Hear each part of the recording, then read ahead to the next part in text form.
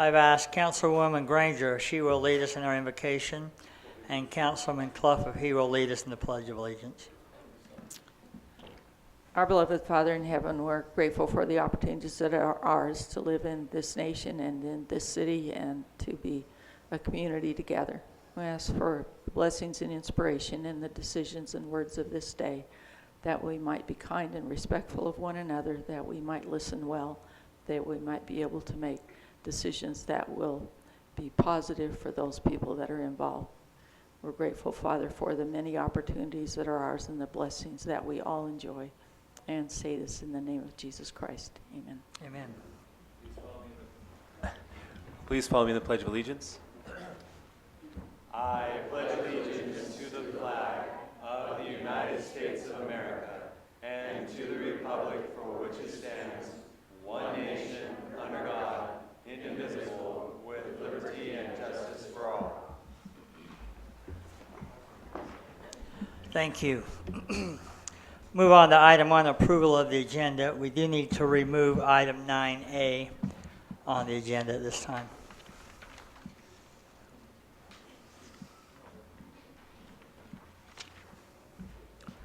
Entertain a motion.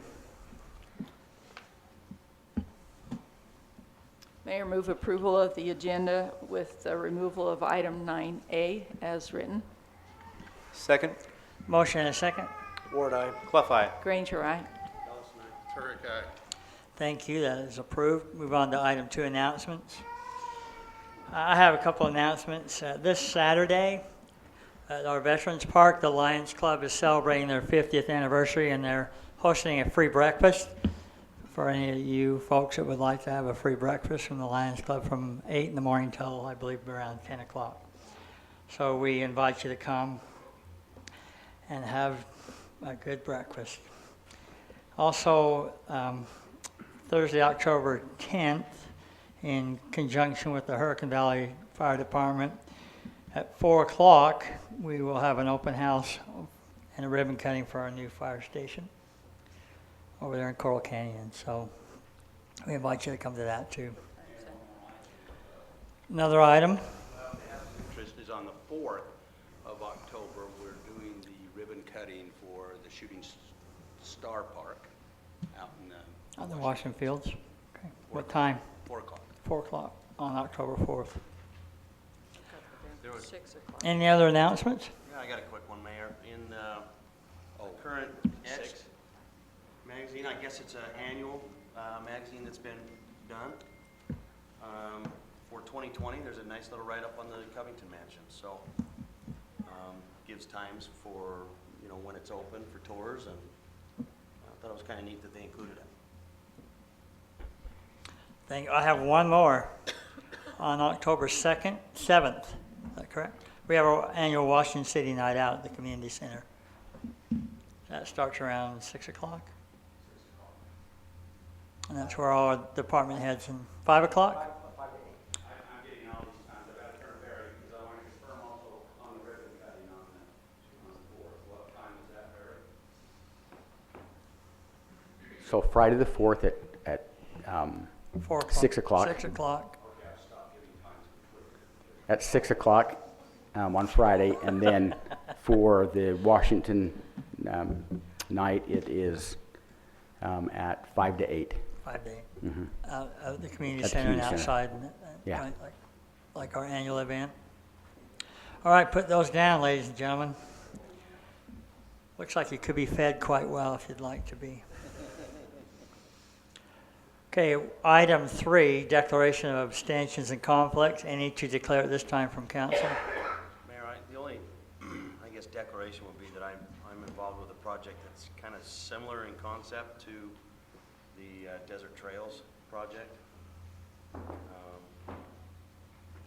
Kind of close in the area, but I don't have any financial gain or anything from anything else on the agenda. Okay. Any others? Okay, we'll move on to our consent agenda. Item A on the consent agenda to approve the minutes, consideration of the minutes of council meeting 8/27/19, 8/28/19, and then final plats. To approve a final plat for the Arroyo at Sienna Hills, Phase 8, located approximately Grapevine Crossing, Sandy Talus Drive. Applicant Brennan Holdings, number 200. Another consideration to approve the final plat for Arroyo at Sienna Hills, Phase 9, located approximately Grapevine Crossing and Pleasant Valley Lane. Same applicant, Brennan Holdings. A consideration to approve the final plat for Southern Vistas Phase 2, located at approximately 4335 South Secretariat Drive. Applicant Mark Newman. Consideration to approve the final plat for Sugar Plum in the Fields, Phase 6, located approximately 4040 South Sugar Plum Way. Applicant Troy Ince. Still got the board. Oh, excuse me, and the board audit report, and a consideration to approve the board audit report for August 2019. And a special event, or is that, no, that's the same. Consideration to approve a special event or First Responders Appreciation Car Show at Veterans Park, October 26th, 2019. Applicant Darren Nettle. Mayor, I'll make the motion that we approve the consent agenda as outlined. I have a motion and a second. We'll start with Councilwoman Granger, sorry. Go on. Aye. Bellis, Thank you. aye. Turek, aye. Ward, aye. Clough, aye. Thank you. Apologize, Councilwoman, on that. Okay, we'll move on to bid awards. Consideration to award the bid for the Staley substation construction contract. Power Director. Hi, Mayor and Council. The three items that are for the bid award tonight, as you know, we've had several bid awards on our Staley substation project over the last few meetings. But I need to give you an update on the overall status of the project, so you're aware where we are from a budget standpoint. Due to some the site conditions we found when we started doing detailed design, we found very high water table, poor soil, expansive soils, and several other things that we've had to mitigate. So to make a long story short is if we approve all the items tonight, we're going to be over budget on that project from what was in the current budget by around $430,000, which is a significant amount. And again, it was due to unforeseen conditions at the site. So I put together a memo. I don't know if you've had a chance to read it. It was in your packet. If you have any questions on that, I wanted to make sure that's up front. I talked to Kimberly. Funds are available, and we would address it in the next budget opening as far as an official change to the How budget. much work's been done so far? No work's been done. We've ordered a lot of materials. So we haven't started the project yet. And that the main 5A item tonight is to award the construction contract. How has that thing functioned this many years with all the problems that all of a sudden are being found? I've had that comment from Roger and several others, and, Yeah, I find it interesting that suddenly we find all these problems, and that thing's been in service with no problems. yeah, Very yeah. few problems. There are times I have been in there that the soil seems weird under your feet, if you want to say it that way. But it's pretty hard to ignore a geotech soils testing that, and so in some areas we've got to over excavate up to 12 feet deep and then bring in fill. There's a spring that runs in the area, so we have to put in a cutoff drain and drain that off. So So what does that do to the service of the customers and then the construction time frame? nothing. Actually, the load was taken off of the substation last week. And it's just sitting there idle right now. So it's dead. It's not dead, but the load is taken off. And so as soon as we get approval to move forward, then they'll start the demo on that probably next week. Do we need to have All a, that we have to do in there, would there be a better site somewhere else? You know, actually, it's a great site from an electrical standpoint because it's right in the middle, and so that's where the best place to serve. Understandable, but if you have to go in and mitigate and you have water and soils and everything else, it may, from a cost point of view, be more cost effective to. I'm not sure where we would put it just because of trying to site a new substation in that area. I think it would be very difficult. Because you're constructing the feed out of that. Correct, correct. You have to kind of take that whole feeder portion and move it someplace else. Exactly. Full adjustments and everything. So I think it would be more costly to do that in the end. And the other thing that's impacting this is we had 8 bidders attend our pre-bid meeting and only 3 put in, which again is a sign that they're not overly hungry right now. And I think that provided some upward pressure on the pricing we got as well. Well, there must be a way, I mean, there's going to be times where you run into that your current plan just is not feasible anymore, and certainly when you get to a certain dollar amount, the feasibility needs to be questioned. So there must be a way to redo that. Is this, I'm just wondering the same thing, if we ought to take a pause here and just kind of relook at the system and take a moment to see if there are options that we should be looking at. And maybe just decide on where the cost break is to say, look, once we cross this threshold, we're no longer, this is no longer the best priced option for doing it. I think my only concern here is, again, we are talking about a substation which has to be located within Right. an approximate area. The concern we got is, in order, I think, to do that level of a study, you're probably, one, we're going to have contract with an engineering firm. It's going to take probably months for them to do it. Correct. We would Completely design definitely like that. miss this Then window we'd that we have have. to have it designed, and in the So meantime, what window are you we gonna would- We miss? would bring it back on because we couldn't handle the load of the summer. In order to get it back constructed and ready to go for next summer. First summer. Yeah. And I would also say that, I mean, it's not unusual on certain, it doesn't happen often, thank heavens, but it isn't unusual for some public works projects, even we've had them in times past in public works, to run into some unforeseen problems that just cost more. Yeah, and to give you an example, the Parkway sub that we completed less than 2 years ago was around $2 million, and this one will be about 2.7. And the transformer, for example, was mentioned in the memo. It was $100,000 more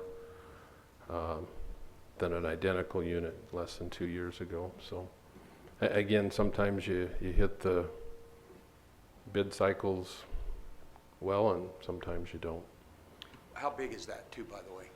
Is what? How big is that site? Overall? I'd have to look. It's probably 150 by 200. I don't know Something what like that that. means. What's the acreage on it? It's about half an acre. About half an acre. That's the other thing we'd have to equate. We'd have to go acquire land. And it would have to be a location along an existing transmission line, Still have which to it's do, all developed right now. have to do significant soil testing. I just don't think, from just off my point of view, that this is you're gonna find yourself a cost-effective alternative here in what constraints are on that system. And like I say, it's not what we had obviously planned or hoped for, but that's kind of where we're at. And again, I wanted to make sure you were aware of that before we proceeded with bid awards. So do we need, are we, Roger, we're okay to get started before the budget opening? The Sure. next budget opening? Yeah, if you take the action that you aren't awarding the bid, that authorizes it, and then we'll just deal with that in. And there are some other, We do consolidate our budget on. there are a couple other projects that we can defer to next year if we need to.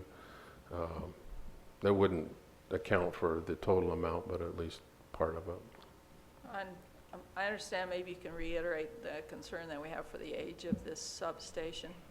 Yeah, this particular, the existing sub was the original one that the city purchased from Utah Power in the 80s, and it was relatively old then. We've actually had parts of the fence literally fall over this last year that we've had to prop up and try to milk it along until this year, so. Which we're now realizing is due to groundwater. Probably, yeah. So I mean, it has reached the end of its useful life. It really has, and it's time to, and the new substation will have a block fence similar to all the other substations that have been built recently, so it'll look significantly different and better than what it does now.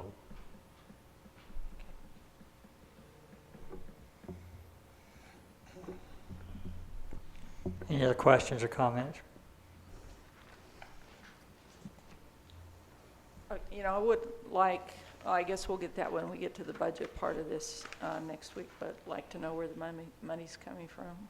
And two, it does seem that for half an acre, 300,000 more to do the mitigation work is, I pulled it up. It's actually 0.8 acres on the GIS, so. okay. Yeah, so like I say, there's extensive work to take out all the existing material basically and then bring back new in and compact it.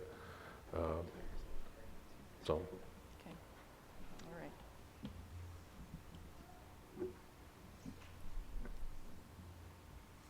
So that's the explanation, the consideration for the construction contract. Correct. Which one is that? Okay, the first one is the 5A. So we received, as like I said, 3 bids, with the low bidder being Bodek Construction for $1,683,262.18. The high bidder was at $2.8 million, so that gives you an idea of what kind of bid environment that we're in, with quite a spread there. And in conjunction with that, since there was such a large spread, we contacted Bodek, and they've sent a letter saying that they've reviewed their bid, they're comfortable with the amount that they've provided. Okay.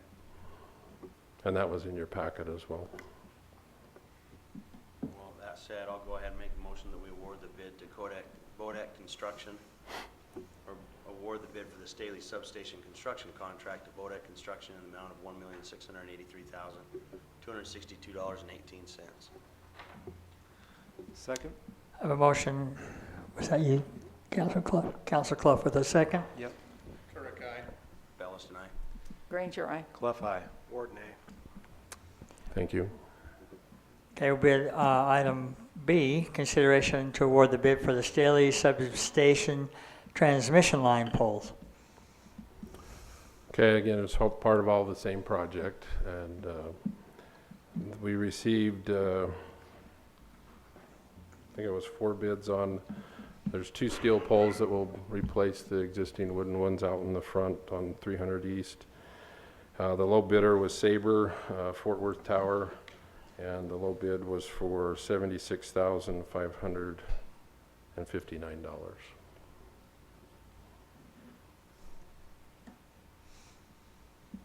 Okay, well, Mayor, I'll go ahead and make a motion that we award the bid for the Staley Substation transmission line poles to Sabre Tubular Structures in the amount of $76,559. I'll second. I have a motion and a second. Councilman Clough. Clough, aye. Warden, aye. Turek, aye. Bellis and I. Granger, aye. Okay, that passes 4-1, as the item A did also. Item C, consideration to award the bid for the Staley Substation battery system.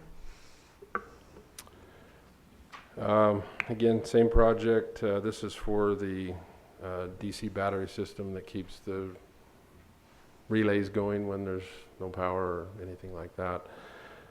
We received 3 bids on that, with the low bidder being Alcad for $13,735, with the range of the high bid was $25,863. Ready? I'm ready. Mayor, I move approval of the FAM Alcad battery bid by Mesa Technical Associations for $13,735. Second. I have a motion and a second. Councilman Ward. Warden, aye. Clough, aye. Granger, aye. Bellis and I. Turek, aye. Again, that passes 4-1. Item 6, thank you, Rick. Thank you very much. Item 6, public hearings.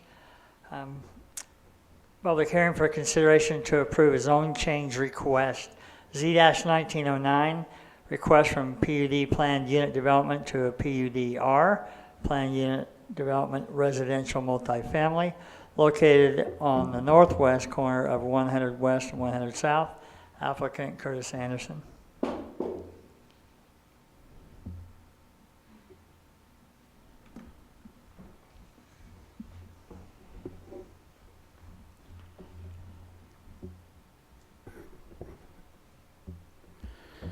Thank you, Mayor. As stated, the applicant's requesting approval to change the zoning of approximately 0.29 acres. The requested change is from the current, as stated, PUD to a proposed new PUD residential multifamily. The PUD-R request is for the purpose of developing this 0.29 acre into a multifamily residential consisting of a twin home and then a small single dwelling unit to make up for the 3 dwelling units as part of this proposed project. Each dwelling unit will have 3 bedrooms and 2 baths and an oversized 1-car garage. Staff's reviewed the requested zone change and finds it conforms to the general plan, to the general surroundings, of the neighborhood with adjoining Mill Creek Townhome development on the west boundary of this proposed project. Also, with the close proximity of commercial zoning to the north, this development fits well with the staggering of zoning types desired between commercial and single-family zoning districts. The Planning Commission reviewed the request at their August 21st, 2019 meeting. The Planning Commission, and I need to change this in my report, it was not unanimous, but it was a 4-to-1 vote. I went back, the applicant pointed that out to me, but it was a 4-to-1 vote for denial on the requested PUD. And that was stated, the reason giving on the motion for denial was, and it's in the quotes, based on the concern that it doesn't meet the neighborhood zone to the northeast. And so with that, that's what's before you is that recommendation of denial, but I will go through the exhibits because there will be this public hearing on it. This is basically an overview. The colored area is the corner of that particular 100 and 100. That's the northwest corner. And with that, you can see the twin home, and then on the back side would be the single kind of home there to make up for the 3 units on the property. Also, I'll just kind of hit these. This is kind of what the elevations are for the twin home. And then this is just another overview showing the floor plans as they sit in relationship to the units. And then the last, and then this is kind of the landscape area they've popped in. You can see the trees and the shrubs and the bushes as part of the landscaping element for this proposal. So with that, I'll be glad to answer any questions that the council might have on this project. What again is the acreage of this piece of property right here? It's 0.29 acres. 0.29 acres. Apologize. Now, we'll just give you a little history as you ask this. Councilman Turk probably is the only one who remembers from the other council members. This was brought before the council several years back, and it was proposed with 2 twin homes on it, and got denied. City council felt that was a bit too much, asking for 2 twin homes on this particular particular lot. And so some years have passed. I've let anybody know that's come to see me. Pardon me? This seems really crowded to put 3 homes in there. How was the Oh, they were alignment? real crafty. It worked out. It was a little, I can't remember. I think they were actually, one was on the north and the south end is how they did it. And it was kind of unique. Like a driveway. Actually, what they did was a triplex with a single, as I remember now, is what they did. They had 3 units out on 100 West and then 1 on 100 South, so. One of my main concerns on this is, as I've drove it and I've looked at the feel of the community and talked with people that live around this area, we as a council have really started to look at opportunities for low-income housing. We've looked into opportunities of possibly considering accessory dwelling units where acreage allows it to do so. And I feel that, even within the discussion of what we're trying to do, I know this is a unique little area, but I don't imagine us ever approving anything for a single dwelling home that's the size of those two to having an accessory dwelling unit to that type of setup. I mean, it would be atrocious anywhere for a home that size to have a building behind it. So now we're trying to cram in as many houses as we can into an area that, though it conforms to the general plan, it doesn't conform with the nature and flow of the community in that area at all. I really don't feel like, I agree with our planning commission. I don't see a reason for this to be allowed in this area. I'll be straightforward on it. I'm open for discussion. When was it zoned PUD? You probably said it. Well, from what I can, it was tied to the Mill Creek Springs. Even the home to the north of it was all brought in under one. I think they planned on having that. It's just that home never came down. This corner never developed as part of the Mill Creek Spring. But the best I can recollect that it came in together. And then, I guess, let me. If it came in under a PUD, wouldn't it have already had like a site plan layout and all that? Well, it would have, but we can't find any record of it, so I can't let that, if that makes sense. Here, it's,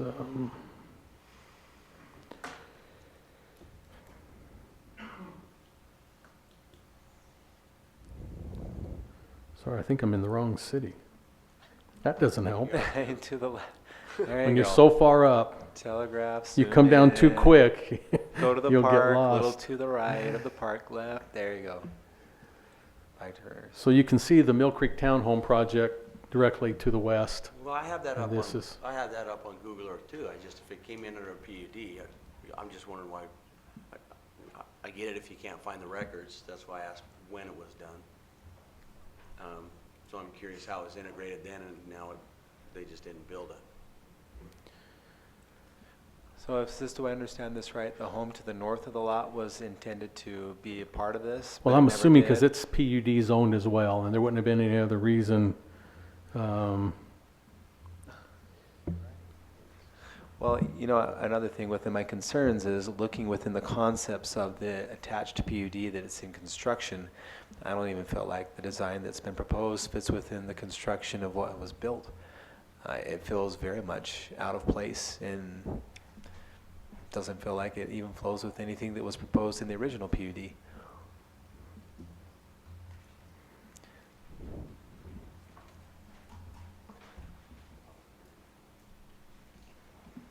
Any other comments from council? Questions for Drew? The only thing, just looking at you've got a similar situation with this here. I mean, obviously, you're kind of looking at the same thing. This has got more acreage than that does, but you do have a similar one happening right there.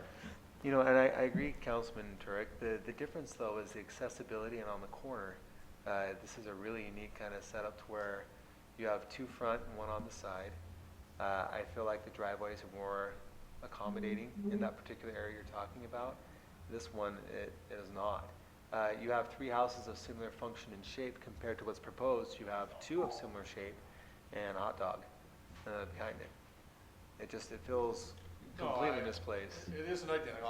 I'm not, like I I said, know, it's I similar. just- I was just looking because you actually, you know, comparing the three there, you don't have the room in this one to do what that one did.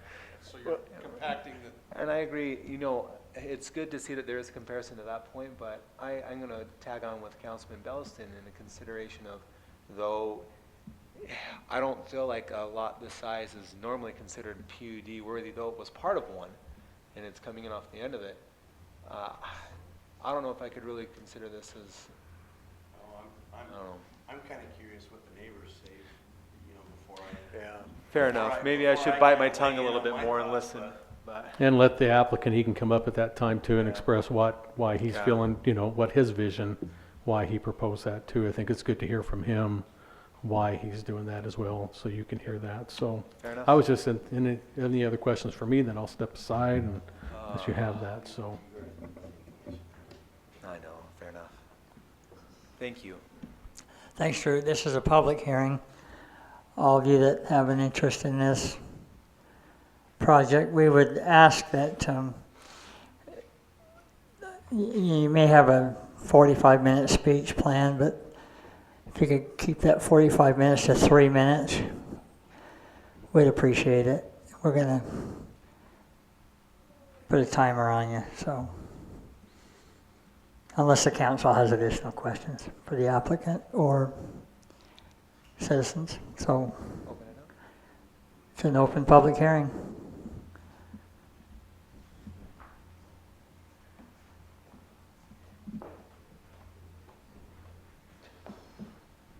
Hi. Yeah, Caitlin Harris. Is that all you need? So I live just right there where that property's at.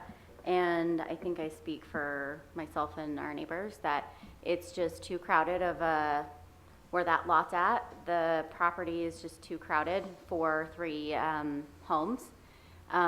We're not opposed to having 2 of those homes if that home behind that one is minused out. I mean, as it's already been discussed, it's just too crammed in that little lot for those homes. They're also single car garages, and usually most people don't park their cars in the garage if it's just a single car, and that overflow usually goes out to the street. And if you can see, there's already 2 businesses down there, well 3 technically, because you've got that Relief Society business on the corner, and those cars are already lined up down the road. And then So sorry, which one is that? Which one? The Relief Society business you're saying? It's old on the Relief corner. Society house up Yeah. on the corner that- Oh, up on the corner. Yeah, sorry, thank So- you. Yeah. Yeah. So when they hold events, that's kind of spills there, and then that goes down the street, and then the Mill Creek people park around the corner already, and it just gets super crowded on there already. So we feel like that's gonna be just way too crowded. I actually have a petition from our neighbors that has been completed. I'm not sure who I need to hand that to, but there you go. So I just want to present that, and that's basically it. Can I ask you a question? Yeah. During the public comment for the planning commission, one of the things that was brought up was that there is deeper setbacks on this property than is in the I'm gonna get the name of that wrong now. Mill Creek, yeah, Mill Creek. Yeah. Does that, in your mind, is that, you mentioned the single Mm-hmm. car garage there, does that help you at all? Do you feel like that's any benefit? I mean, to it? I think it does help a little bit. The Mill Creek Terrace, you can't even, I feel like you can barely park one car out from where the garage is, then Yeah. you can barely park a car in their driveway. I So think on yeah. the image that was captured on Google Earth, you look down and there's a car parked sideways. Yeah, on it. yeah. it's- So it does help, a little bit, but if you're gonna park one car, it's a single car. So if you're gonna park the one car there, most people have 2 cars, possibly more people are visiting. It's definitely gonna be, they're still gonna be parking on the street. And it's So, true, I wasn't remembering that as a single car. Are they single, or are they double, or is it like a 1.5? Garage is a Oh, that's right. garage, but But the the driveway. driveway is the 2. condition that was put on by staff was that the driveway would be 2 cars wide. Well, to be fair, you can't get 2 cars in a 14-foot wide door, but 14 foot is at least a car and a half width, or more than a car and a half width. So, I took up some of your time. oh, Did you're you have good. anything else? I think you were done. I was done. Yep, Okay. so I'm good.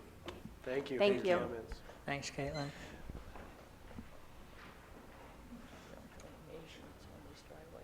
Denise, a quick thing while you're doing that. Can you give me an idea of how many citizens signed that petition at some point? I'd be interested to know. Because it appears as though there's maybe 5 or 6 close homes to that. I'm interested to see the community input on that.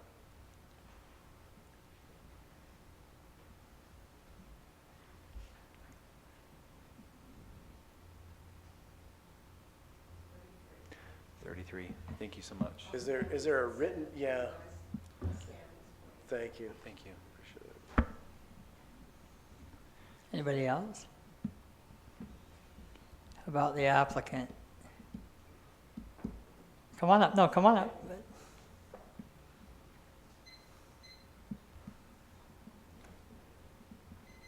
I'll be pretty brief. My wife and I are the owners of the house to the north. So one thing I was curious on was if a survey's been done for the property. Did you state your name? I'm sorry. Oh, sorry, Glen Hall.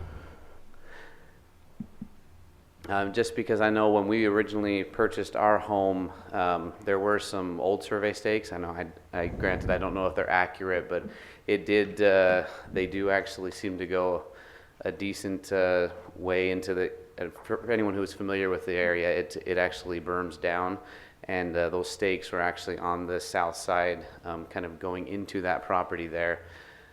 So it's kind of hard to imagine, especially with the setbacks, that you could feasibly fit 3 in. So I was just curious if there had been an official survey done yet on that. Well, they designed it based on survey info, Okay. so whether or not they used pre-existing information or they went and resurveyed it. Yeah, just a question, I guess, there. And I think I would agree on the parking situation as well. There are constantly cars in front of our property that overflow from the businesses there already. And so, especially if there's events at the Relief Society building, it goes all the way down the street. So if we, to pack that many more in, I think we'd always have cars on both sides. You can even see from that Google Street View, there's quite a few parked there already.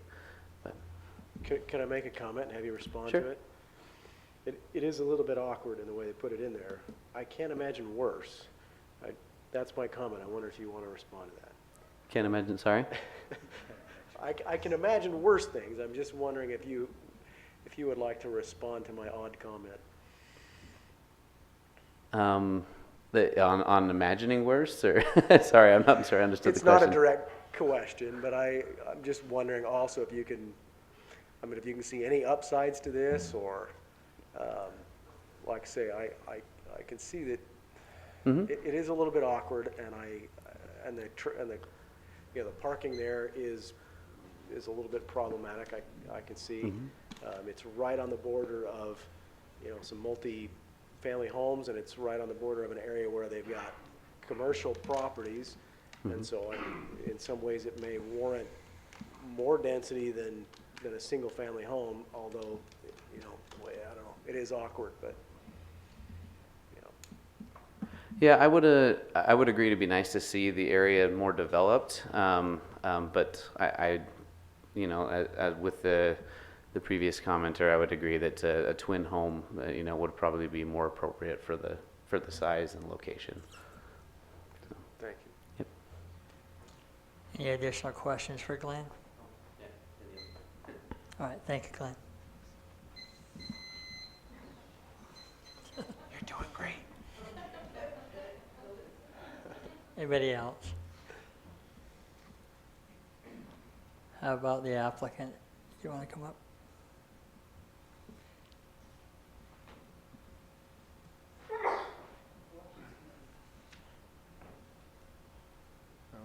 My name's Curtis Anderson.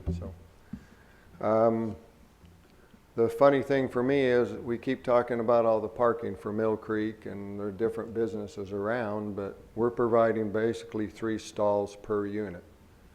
And so, I'm building a home right now near an elementary school. If we're talking about the overflow parking, I shouldn't be able to build within a half mile of an elementary school on an activity night. So the truth is, I feel like I'm being punished. Yeah, we don't have as much control over elementary schools, but when we do have an existing issue with parking, it is definitely something that we try and take into a consideration. I think it's a valid point. Yeah.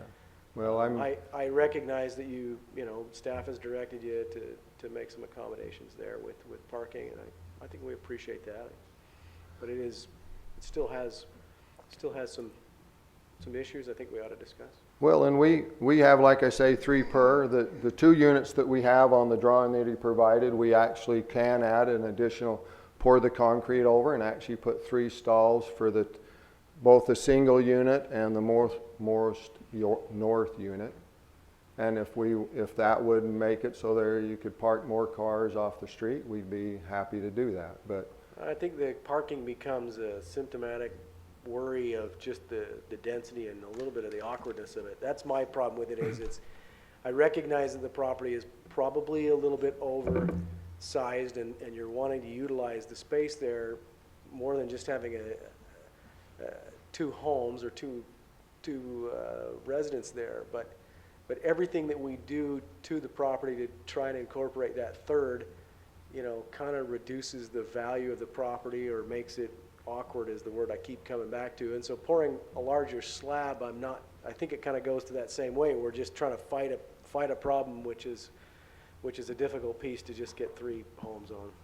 Yeah, if parking, I guess a thought of the parking, if parking was the only concern, one of the thoughts I have is why couldn't you come on to 100 South where we're showing this green strip and just put parking stalls in for those units? You're off the street at that point. Well, that's what I'm saying. We could do a lot of setbacks things if that was the only thing. I think That's what I'm saying. It's If parking more of a was the only symptom. mitigating process Yeah, here, it's more of a to symptom me, I of just think we the can find a mitigation for the yeah. parking issue. Agreed. But where it's a PUD, you would typically like to see a little more thought. But it's an odd PUD because it's just this leftover remnant. You would like to see a little more thought to the beautification of the property and a little more effort into some livable, nice areas for outside recreation and yeah, that's Mr. tough. Anderson, were you involved with the Mill Creek Townhomes at all? No. You just No, brought this as an Clark built those. And this was actually considered, if you go back and look in the records, it was like phase 3 Oh, or okay. something like that. Clark Spilker built them. And he About just- 20 but he years. ended up just selling the lot off to you then? We just recently purchased the lot from I think the Kindles, so. Thank you. It's interesting to know the history there. Yeah, so, and then the other thing, like you say, if you look at Mill Creek, they have 12-foot long driveways, and, you know, it was something that was done then.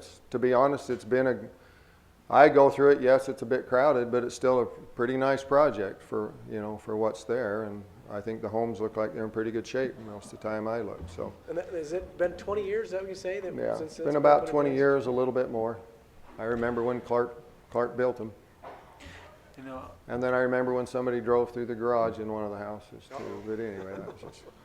But the other thing is, just to let you know, if, you know, we're talking about this like if you deny me and I don't do the third one, that I'm just gonna build those 2 smaller units. And the truth is if I can't put the third in, I really do need to push the size of the 2 in order to recoup my investment, in order to make a profit on this at all, so. So I don't want to correct you, but we are actually talking about this like we're a city council. Yeah, and I'm not being Well, I'm rude, just saying, I'm not this is- being rude, but This is just I the have way to we go kinda- readdress it. I'm being trying to be humorous with that a little bit. Yeah. I'm Just not- kinda seems I'm not straightforward. suggesting that we Yeah. drop it to it too. I'm just saying this is how we kind of talk through these things, Yeah. especially on a PUD, to just discuss the merits one way or another. And for me, it's very formative and helpful to make a decision. Mr. Anderson, elaborate a little on that. Well, The size, when you say when we- deeper, Well, when we were told, and Drew was, and let's be honest, I appreciate Drew because he tells you the way it is. And it's sure fun not to get way into it and then have him say something different. And he basically told us up front, you're not going to get 4 units. And we knew that to begin with, and so we didn't start down that road. But I have heard that the last time they came in with 4, sort of the comment from the city council was, if there's only 3, then we might consider it. And we're coming in with 3, and now. That was a different city council. too. Yeah, Yeah. but still, I know. developer, different But council. still, but the other single unit also to us does match the Mill Creek as it's coming across. It looks like a continuation of the Mill Creek project, and like I say, to me, it's sort of the same feel as far as there's a single unit in a duplex. The difference is we have bigger setbacks where you can park off the street and stuff like that, but. I have to admit, I walked the property, but I didn't walk through Mill Creek because I didn't see it as part of that original PUD, so I'll go back in the 2-week holdover and spend some time walking both projects. Yeah. And the color scheme that you've put here, you're intentionally trying to match Mill Creek? We're trying to stay with the tan that's been around there and sort of that the shades that are like that. And We're what's not going to go the terracotta Oh, tile. that's my next question. Okay. I mean, you can't even hardly buy that stuff anymore. But we are trying to stay with the tan theme and stuff like that. And the other thing is, the 3 units allows us to charge less per unit. And we can more affordable rentals than if we put 2 bigger units. Then in all reality, we're going to try to get more out of the bigger units to recoup the development cost. what's the difference in the To keep bedrooms? these long-term as investment? Yes, we are. What is the difference in the bedrooms again between these? Are they all the same bedroom? They're all 3 bedroom. So if you have the same bedroom, do people buy by square footage for renting, or is it usually per bedroom when they rent things out? It's per square footage as part of it too, you know, it's how much space you have. If, the truth is, if we go to a 2-unit, then we have to look at a 4-bedroom unit and see if they rent better or not. And you know what I'm saying? We have to try to do the best we can, but we did want to charge a lesser rent because problem is rent's getting pretty high. I've got kids trying to rent too. Been there. I got one living We're aware here. of that as well. That is definitely a good point. You know, I appreciate you bringing up affordability and cost and some pressures that you have, and we're not trying to be against that. I try to stay out of that as much as I can. Yeah. Just as my role as a government official is not to get into your business as much as possible.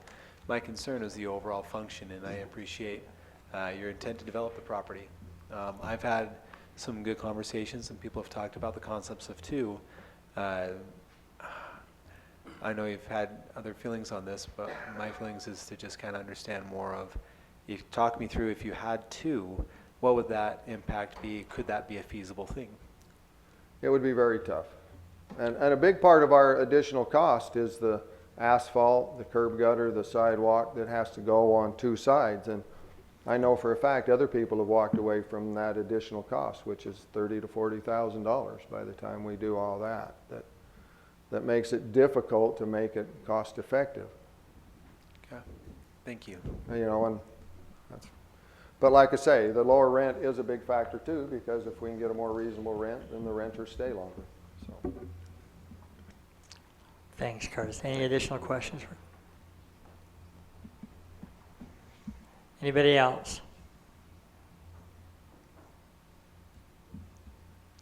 All right, then I'll entertain a motion to close this public hearing. So made. Second. Motion and a second. Ward, aye. Clough, aye. Ranger, aye. Bellis and I. All right. That will be on the, yeah, it's 2 weeks for the council to deliberate, and October 9th. Okay. Item B, public hearing for consideration to approve zone change request Z-19-10. A request from PUD Plan Unit Development to a revised PUD-R Plan Unit Development Residential Multifamily located approximately 100 South Bella Vista Drive. Applicant Stephen Howcroft. Thank you, Mayor. As stated, this is a request to basically amend the PUD they have in place for the purpose of changing the name and changing the elevations that were approved. As we know, when PUDs are approved, you're approving the layout, the look, and everything. So if those get changed, they need to amend that, and that's why we're here tonight for this particular application on this Z-1910.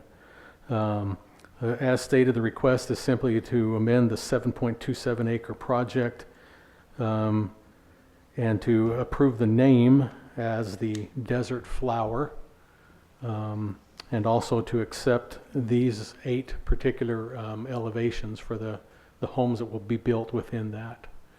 Now this particular area, I'm going to show you, there's the elevations, but in case you're wondering where it lies.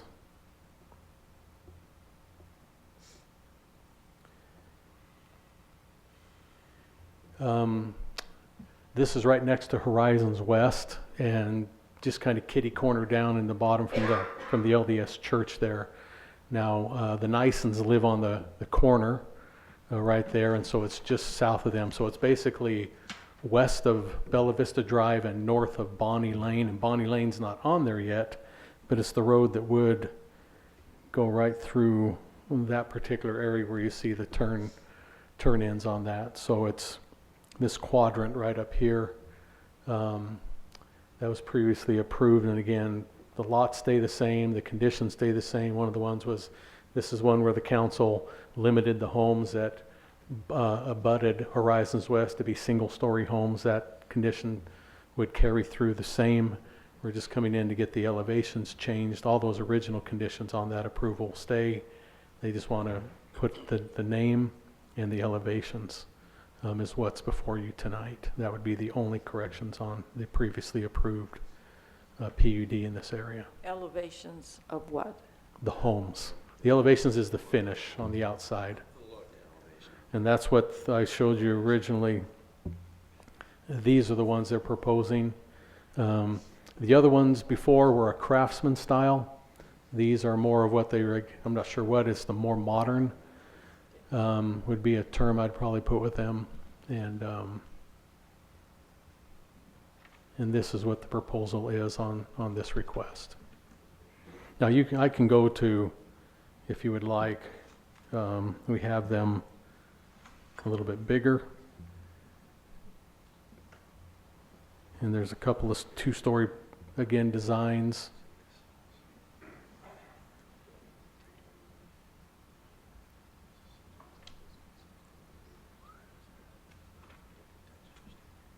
That's the 4 two-story designs, and then we have the 2 one-stories.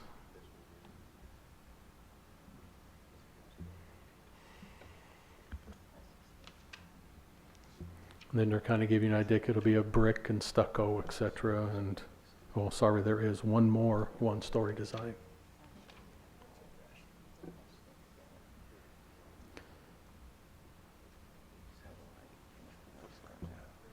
So hopefully you've had a chance to scroll through exhibits and see what the proposal is, and that's what's before you tonight on this public hearing for this zone change. It's in essence an amendment, but that's how we said any amendments just come back and go through that same process. So this will be the change on this. Be glad to answer any questions. Well, I guess I need to finish and tell you what the Planning Commission basically said. They reviewed this at their August 21st meeting. The Planning Commission unanimously recommended approval of Z-19-10 for the zone change amendment request for the plan unit development, to remain with that adding of the name change, and again the exhibit elevations that you see on the finishes of these particular homes. And I'll be glad to answer any questions. Again, if you read through the conditions, those are the originally approved. Even getting down to the road, no more than 30 units. They have to have 1100 East punched in, etc. All that was originally approved remains with this. Ultimately, name change. Elevations on the building. Yeah, the finish on the homes themselves is what the request is. Just on the stuff west of. Just in that quadrant, in that area, yes.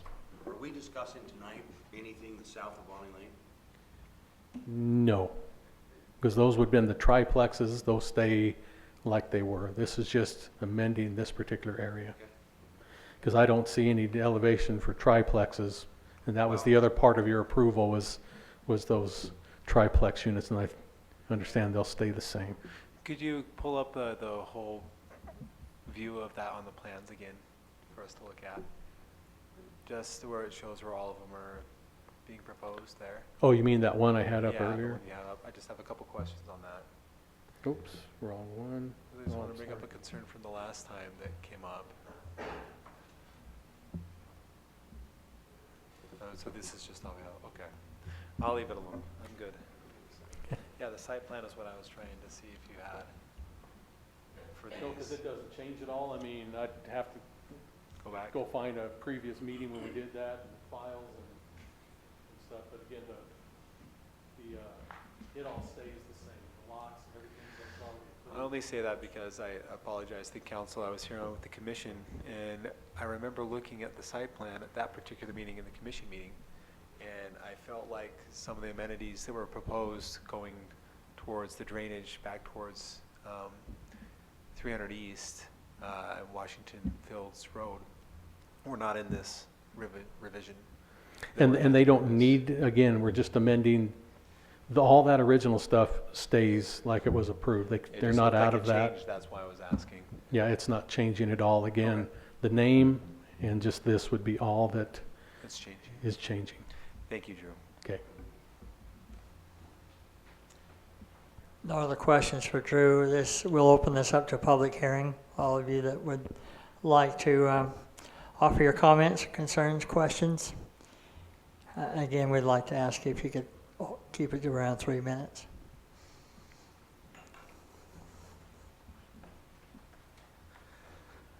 Hi, members of the council. Terry Keefe. I have one quick question.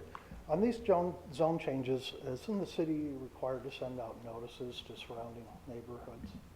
That was not done on this, because I live within the area, no, it wasn't, because I've received every prior change that we've gone through with this property for the last 4 years, it seems like forever, I've received one. I did not get it this time. Also, I thought the council directed that signs be placed announcing public hearings. Is that a misunderstanding on my part? Yeah, I don't think we require a sign. We do require the notices to be mailed in, but we don't require, well, there is usually a sign posted. It's a small, Yeah. there's been some discussion with councils of wanting big signs and notices. But That- we didn't write that into our ordinance. Yeah, it was not ever adopted. We have asked staff to do it from time to time. Okay, I would just like to suggest that you do, because there were no signs posted for the last several iterations of this project. And I know the city's big into transparency. It posted on our website how much we like transparency. And most people don't even know about these public hearings unless they take the time every week to go to the city council or to the state website and look through every public hearing and see what's going on. So I think we're doing a disservice to surrounding areas by not posting it. And I don't know what happened to the letters this time, but I certainly didn't get one. And I know none of my neighbors did either. So that being said, I know things sometimes No fall. one got them? Pardon? No one in the entire audience I don't here believe got so. anything? Nobody in Bella Vista did. So, trust me, For this night or for the planning commission? for either one, Planning Commission and this, Do they go for each one? And so, but this is a smaller geographic area, so would it have not taken in those? no, it would Because you're- have, Councilman, because everything before is the Well, same I realize that, geographic but everything area. before was the larger layout, doing a larger portion where there, I don't know, I'm just Right. asking the question if, because we're only looking at a small, but you're right next to it, so I don't know. So, and the letters didn't go out, just like this, the packet information wasn't posted till yesterday on the website. And that's only because I called, asked Drew about it. He said he wasn't responsible for it, so I got transferred to the recorder's office. And I'm sure that was just an oversight. And I'm not trying to allege that anybody's doing anything nefarious, but I just don't think that we're doing as good a job as a city as we can, notifying the public and being totally transparent in announcing these public hearings. So now that I've used most of my 3 minutes for that, I just want to say that I don't particularly like this design, and I do not see how it fits in to the surrounding areas. As Mr. Hawcroft stated during the Planning Commission meeting, I'd like him to come out and show me where anything like this is anywhere near where this project's going to go. It just doesn't fit. And to quote Councilman Clough, this design just doesn't fit the nature and flow of the surrounding areas, as was stated in the previous public hearing. So those are my major concerns. The density of this project, I think, is fine. The rest of it is, but as far as those homes fitting in the area where it's proposed to go, doesn't fit anything anywhere that I know of. I haven't seen anything like this in the city. Now, maybe there is, and I just haven't seen it, but it's certainly not conducive or conducive to the flow of the surrounding areas of the community. So that's all I have to say on this one. Any questions? You know, just in favor of you quoting me, one of my main things was, I wasn't so interested in so much the architecture. I appreciate you as saying that you're not really opposed to the density. My main concern was mostly the density involved within that. But I do appreciate you, bringing your concerns. Thank you very much. Well, it seems like every time we come forward, somebody on the council or somebody says, we've got to have affordable housing, we've got to have a little more density. It's almost like you're lecturing us that we don't understand that. And I think we do understand that. I mean, the people in the community are fairly well educated and understand what's going on. So the density of this project, maybe we'd like to see a little less, but we understand that there's going to be need. And there is going to be progress, but sometimes having progress just for progress' sake is not well thought out if it's not planned properly, excuse me. So, Thank you. thank you.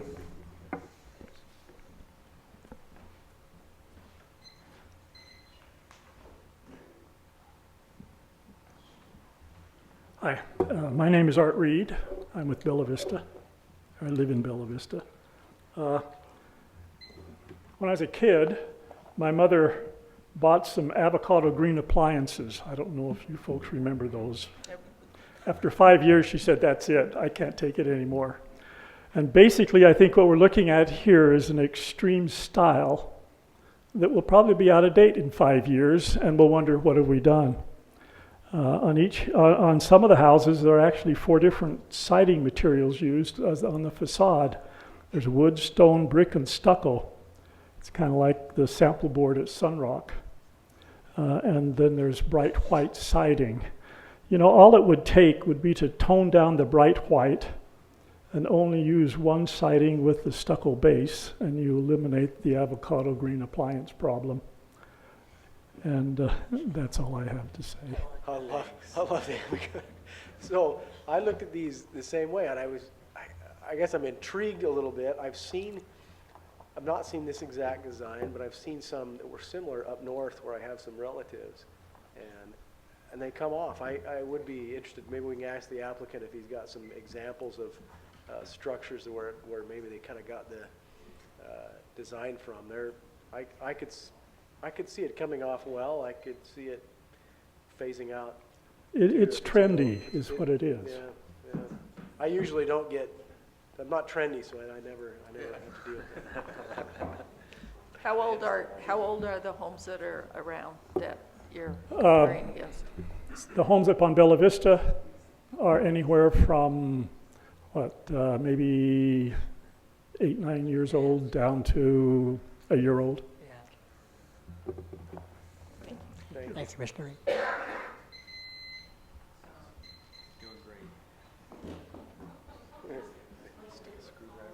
Anybody else? You want to respond to the multi-color? Well, come on up, sir. Charles Pakchoyan, Bella Vista. One quick comment. I feel like we're missing half of a councilman. Nope. Mr. Ward, it's been about a year since I've seen you. Well, I hope it was voluntary, and you look good. I thought if I couldn't be trendy, I'd at least be slim. My only comment about this particular phase, which is considered, I guess, phase 1 of this project, based on the hearing here in June of last year, is that there was discussion about the siding being used, and it was, I think, specifically stated it was going to have hardy board because it was a more durable material, so on and so forth. I don't see any mention of that here. So the change of the elevation is eliminating that portion of what was discussed. And I agree with the previous comments. This is a trendy look. It's going to be here today, gone tomorrow, in my opinion. It's very hatchet looking, like somebody chopped and just threw a bunch of stuff together. It doesn't flow well with itself or with the surrounding area, in my opinion. Thank you. Thank you.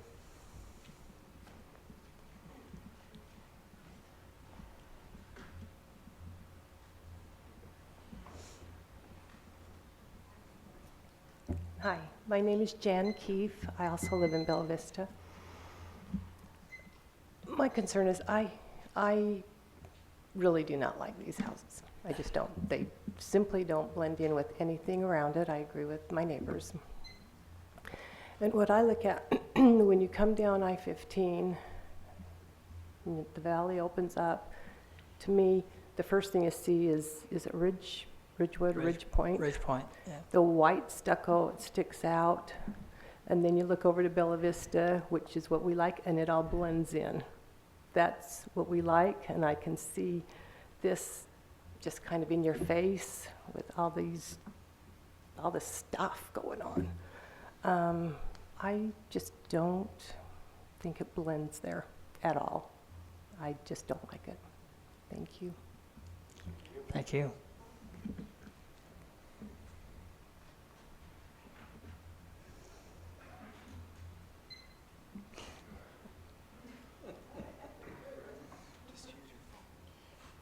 for the-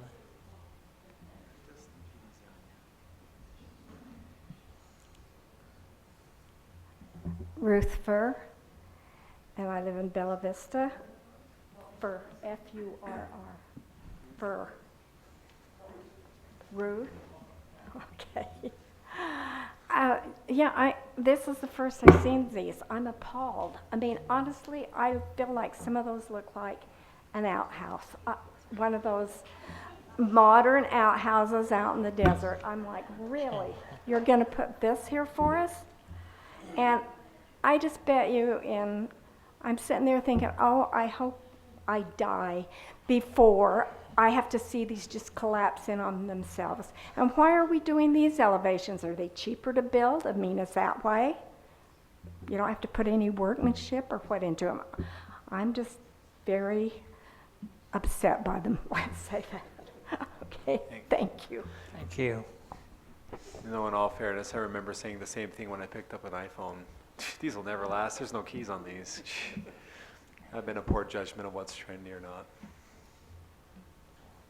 Anybody else? I was like, this is the stupidest thing ever. Who's ever going to do this?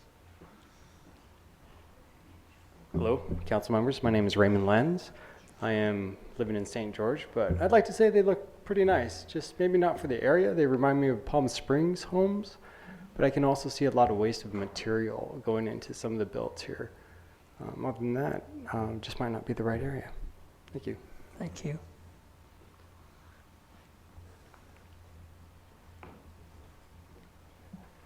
My name is Larry Murray. I'm from Bella Vista. Mayor and City Council, I'd like to thank you for the time and effort you put in administrating the city. I had the opportunity to serve in city government up in Uinta Basin, where I came from. And I kind of really know what you're going through. We had an oil boom that hit us in the late 60s, early 70s, and we had so many people moving into our community that we was really grubbing, trying to find places to let them build and put them together and be affordable for the people that's moving in there. Our city council did the best due diligence they could. They tried to keep things organized.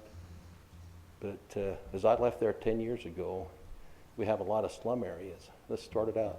New always looks good. It's what's left over 20 or 30 years down the road that really brings your city down. I concur with the things that have been said. Mainly, I just wanted to thank you for taking the time to have the public hearings and to ponder the things that you have to make decisions on. Thank you. That's very kind of you to say. Thank you, sir.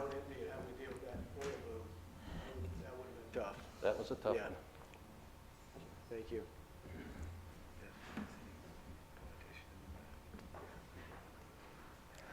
You want to come up?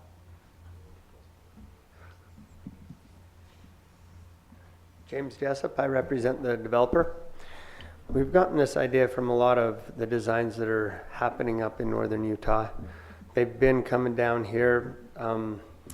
I think builders like Sullivan Homes has adopted a lot of these looks. Hamblin Estates out in Bloomington, in the new area where they're updating that area, has adopted these colors and this look. And I think it actually looks really good. It's made with a lot better quality exterior siding in the areas that are siding. A lot of the lines are just stucco with just lines in it to kind of break up the flat, long sides of houses around here. So I think that's why we went with this, is because it is a popular look. It is a trend, but it's also a trend that's been happening for a lot of years. So tell me a little bit about the, like the boxes on the garages. What am I looking at there? Is it? Those are windows. Oh, they're actual windows in the garage. So instead of having windows across the top panel, now they're going more of on a horizontal. So you've got more horizontals and verticals rather than just an artistic breakup of what is otherwise a large flat square. door. Yeah. And I don't know, I mean, it's tough to ask you to do this, but I don't know if you have any pictures of some of the properties that you're kind of modeling this off of? Some I live was pictures? trying to pull it up on Hamlin Estates website. It's just a really good looking house out there. Troy, you've probably seen the houses they've been doing out there. I put a few together myself. But, Yeah. You know, I mean, anytime you can add textures to a house, it adds interest to it. I like the fact that you've got multiple textures on them. Certainly, I think for me, aesthetics, everybody, you know, people have different aesthetics in mind. I was talking with Councilwoman Granger here a minute ago. I pulled up Frank Lloyd Wright. His architecture, I think people looked at him and thought he was crazy, but now his are some of the most sought after buildings around, you know, so I mean, it's, personally, I kind of like a little bit of character in it. It definitely beats just the all stucco with a little bit of stone across the last 2 feet of the bottom of the house that we are just so used to seeing here. So, I'm assuming that the homeowners would have the choice of building what model they want. These are like models that you They come are. in and say, hey, these lots are conducive to 2-story. Here's your choices to build. that's correct. Yes, they'll have this list and they'll be able to pick from that, and then they'll be able to accessorize the inside from a standard feature up to whatever they want to put into the home. I'm not sure what the stress of the community is specifically, but it may be that the look is not like all one color that they're used to. Have you any plans to make any of these homes Other colors? are solid in the outlook?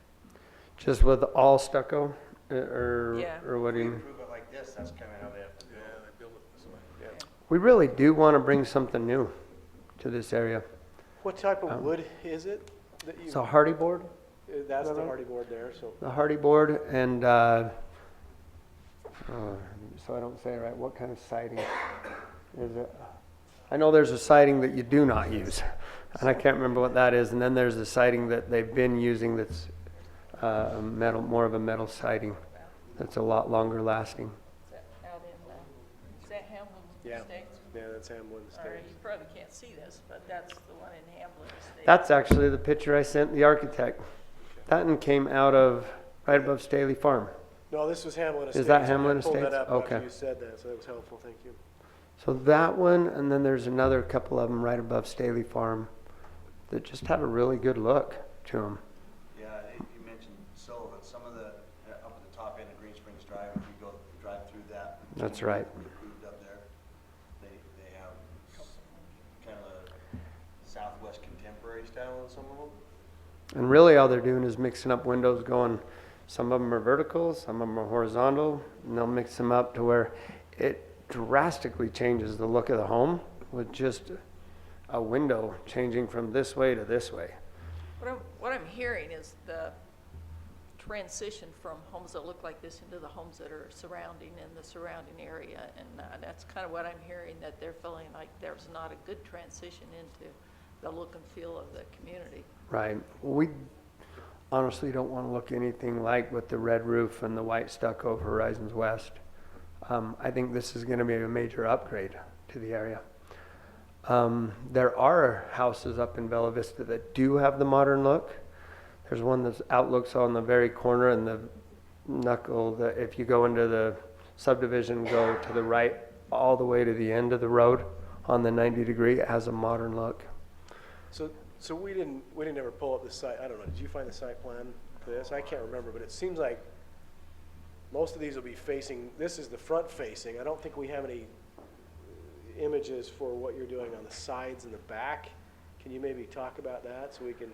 So it will be a 10-foot setback on the side of the house, and then a 0 property line setback on the I mean, as far as the other side. side. He's just looking at side elevations. Yeah, back because that's, elevations I mean, of your the home. neighbors are more, they're gonna see the backs of these houses more than they're gonna see the fronts, correct? No, No, they'll see the fronts? they'll see the fronts of these houses, No, except because for not going back down to Bella back, Vista I mean, Drive. Interior streets, though, back to back, so you won't see Yeah. the backs there. The rear on You'll Bella see the Vista side Drive, elevations. you will. Yeah, Bella Vista So Drive, these the one here. side that's on the property line, we'll do higher windows, and probably more of horizontal windows for daylight to come in. But that's kind of a privacy wall. at the same time as being part of the house.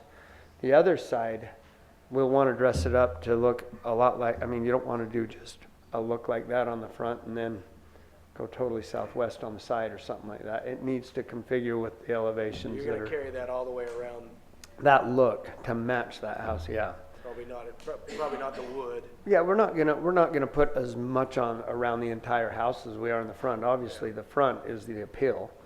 But we do need that look to carry around the house. We don't want two houses on one house. Drew, wouldn't we, in this case, especially where we got double front, that's probably part of the approval process, we need them to update the side and rear exteriors. Well, we haven't had anybody do that. If that's what the request is, you can request to see that. I don't see the problem with that. I think we've done it on some of them. Yeah, normally we have that in our package. Generally, there is a Some of them have added the sides. well, the one thing that concerns me is because, especially on that main drag coming in, you are seeing the rear. That's what you're seeing, and so we'd like that, as much as we put it in the front, when you've got the part that's visible, all the traffic coming and going, we ought to see what's there too. Understood. We, well, whether or not they were required to produce it, the one that Quality is bringing in down in the fields, they produced elevations, including rear elevations of the townhomes they were looking at. Well, they showed you the wall, just the street view, what they showed you was a 6-foot block wall and then a second story above. So I think, with their block walls required on yours too. Right. So you would, the single stories, you wouldn't see much with the 2-story if they chose that. Yeah. That's probably. But I don't know what lots are conducive to what homes. The other ones as far as limited if they're- are the ones next to Rise West are required only, they can only be single story, they can't be 2. The rest of it can be whatever the folks, client walks in and says, I like this lot, I want to put that home, it could be a 2-story, it could be 1-story.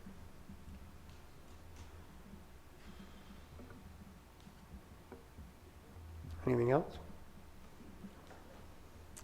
I guess not. Thank you very much. Thank you. Anybody else? I have a correction, can I make? Absolutely.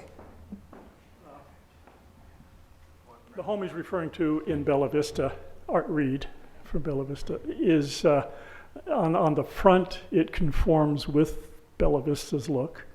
On the back, they made it different, so you couldn't see that from the front. So Bella Vista's, it's down on, you see it from the street, like 3rd East looking up on the corner. It's a big white. yeah, okay, so, but you said it was part of Bella Vista's look. It's a That's written into the HOA, the elevations and whatnot? well, we have colors we have to conform to within a broad spectrum, and then it needs to have a more, I guess Mediterranean. So it's through an architectural control committee. Yes, and so it could. The front of the home fits the rest of the homes. It's just the back part you don't see. And also concerning Frank Lloyd Wright, I'm a student of Frank Lloyd Wright. His homes were well accepted at the time because they were. His philosophy was that a home should be part of the land and settle into the land and not stick out like these do. And that's why he is very successful now as he was then, because they have that. Certainly he was working under different circumstances and pretty famous, but I kind of had this argument with my architect because they drew some stuff for me that's similar in style to this. And I said, well, is that going to be trendy? And my architect starts pulling up buildings after building. If you look at buildings, 1920, his buildings at the 1930. time, his buildings could be considered quite radical. His homes, however, were they have a very long and a very settled look, so they become part of the land, and that's why they've endured. I mean, even the waterfall home where. Exactly. It settles right into the side of the cliff. Yes, it does. Thank you. Thank you. Thanks, Mr. Reed. The one thought as I think about it and look at it, and I guess the thing that reoccurs to me is if it isn't trendy, they won't sell. If it isn't a product somebody wants, they won't build because they won't buy. And so sometimes the market takes care of itself in some of those issues. I don't know, I guess one little interesting thing on the design, and I am just thinking out loud. Normally in the garage doors, I can see the value of having increased light, but also increased visibility of what's in your garage, going all the way down. And normally, I don't know if that would be a value to me, knowing that you could basically look in half of my garage at any given time. So I don't know if I agree with the idea of the windows going all the way down. They typically use frosted window, you can't really see in. So it's just kind of like a bathroom window scenario. It's more letting natural light in. Yeah. So. All right, well, that's good to know. I just felt kind of interested in that part. Anybody else? I don't even have a wall in my garage. Can I just get 30 seconds more? Absolutely. And I won't even time you. I appreciate it. I was going to save this for the next round, but it might be appropriate here. Charles Pakchoyan, Bella Vista. I was reading through the general plan earlier today, and I think it's a well thought out document, and I think it has good purpose and meaning. And if I'm looking at chapter 2, 2.2, item number 4, under land use neighborhoods, compact, pedestrian-friendly, and diverse neighborhoods should offer a range of housing types and price levels. New development should blend with existing neighborhoods instead of developing as an isolated project. Now, if that has any meaning, then this doesn't flow. So we can argue about how trendy it is. If it's not, that's irrelevant. We can argue about if it's being used somewhere else in a large amount or a small amount. It's irrelevant. If it doesn't meet the plan, then this thing's worthless. That's all I have. Thank you. Thank you.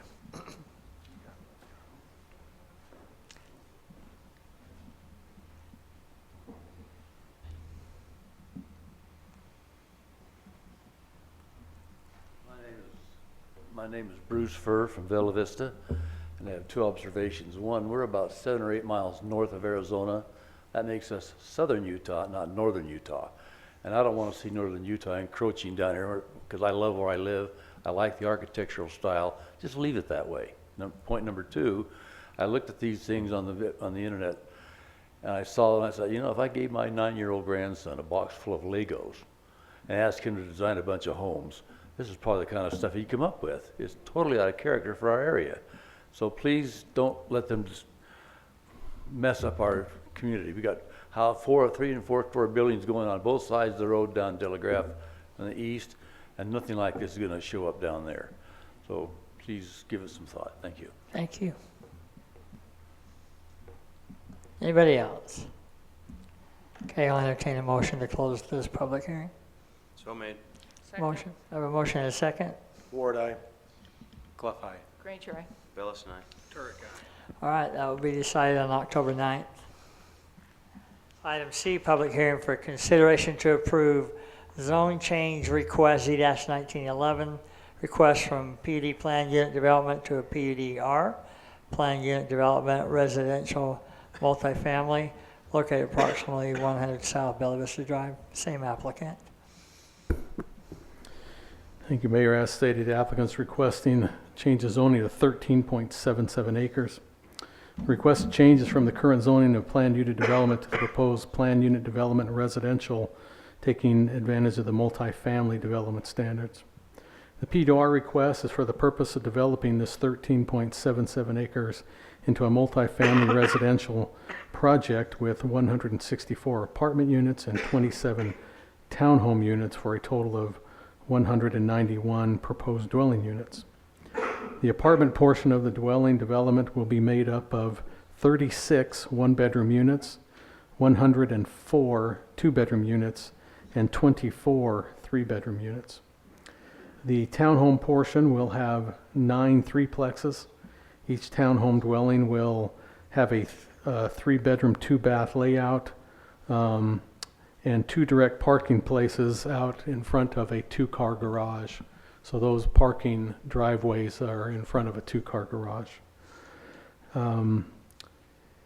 The surrounding zoning to this proposed development is service commercial to the north and east, with PUD residential to the west and south. The density of this proposed project is 13.87 per acre. The allowed density according to the general plan is in the medium-high residential density zone, which carries the 7 to 12 dwelling units per acre. The planned unit development standards allow for an increase of units.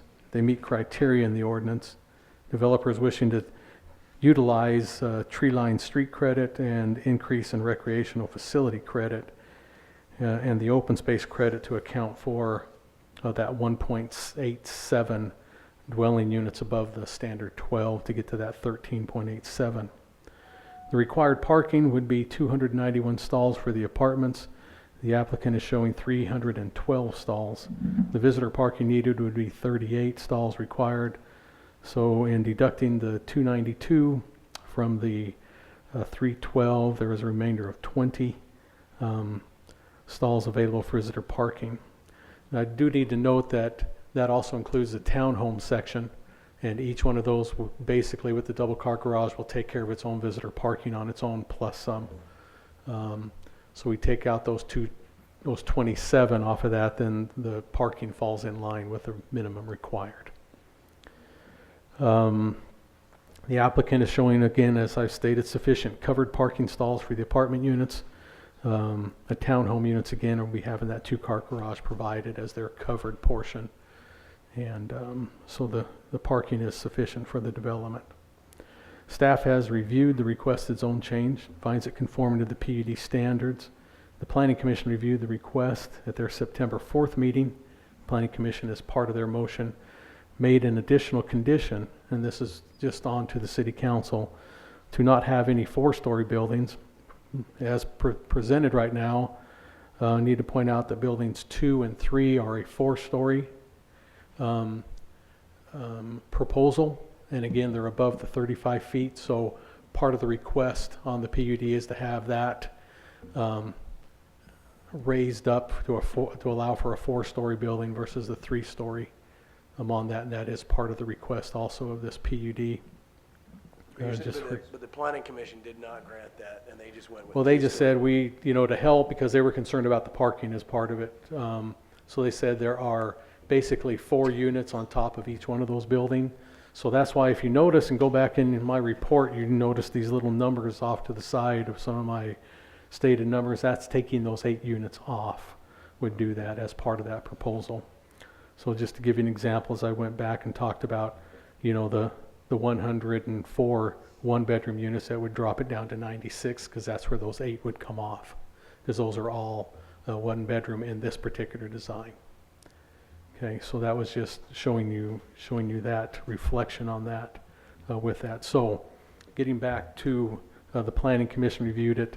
They made an additional condition to not have any 4-story buildings. This would again eliminate 8 dwelling units. This was made due to, again, the need to adjust the parking numbers, but the applicants come back and added some parking in. So they feel they've covered that, but I'll let them address that when they present to you here in just a short minute.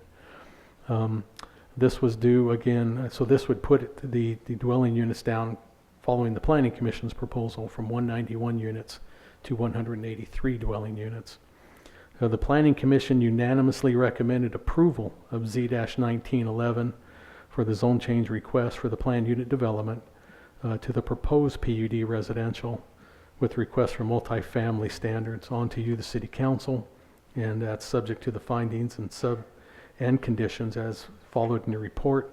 And again, I did add that number 15 as you look in your conditions, no 4-story buildings. Now, the applicant is still proposing, they'd still like to propose that to you. That's part of their application of the 191. So with that said, I'm going to invite their representative up at this time, and he can go through and show you all the design that they've come through with. And so I'm going to invite David up at this time to show you that as part of the presentation on their application.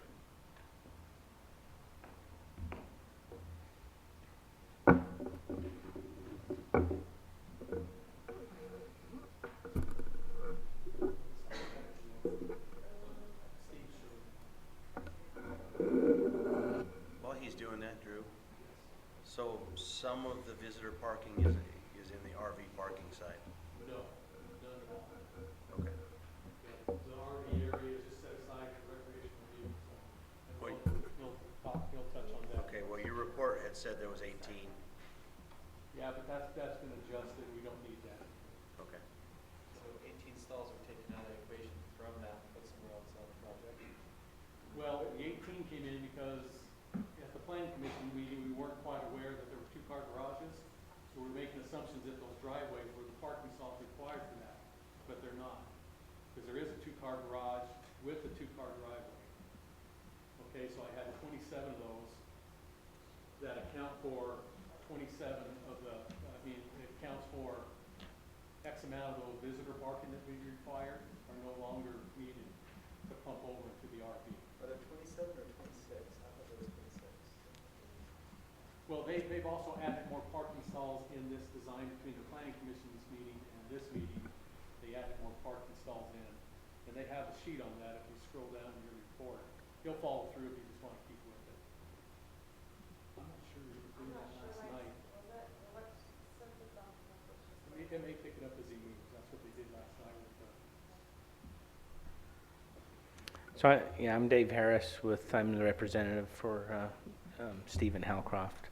I work for a company, Environmental Planning Group, and we're representing him on this project. So if we'd like to just take a minute, kind of go through our vision for the project. It's an exciting project for us and for our client. We've designed the project around Desert Flower and Desert Trails here.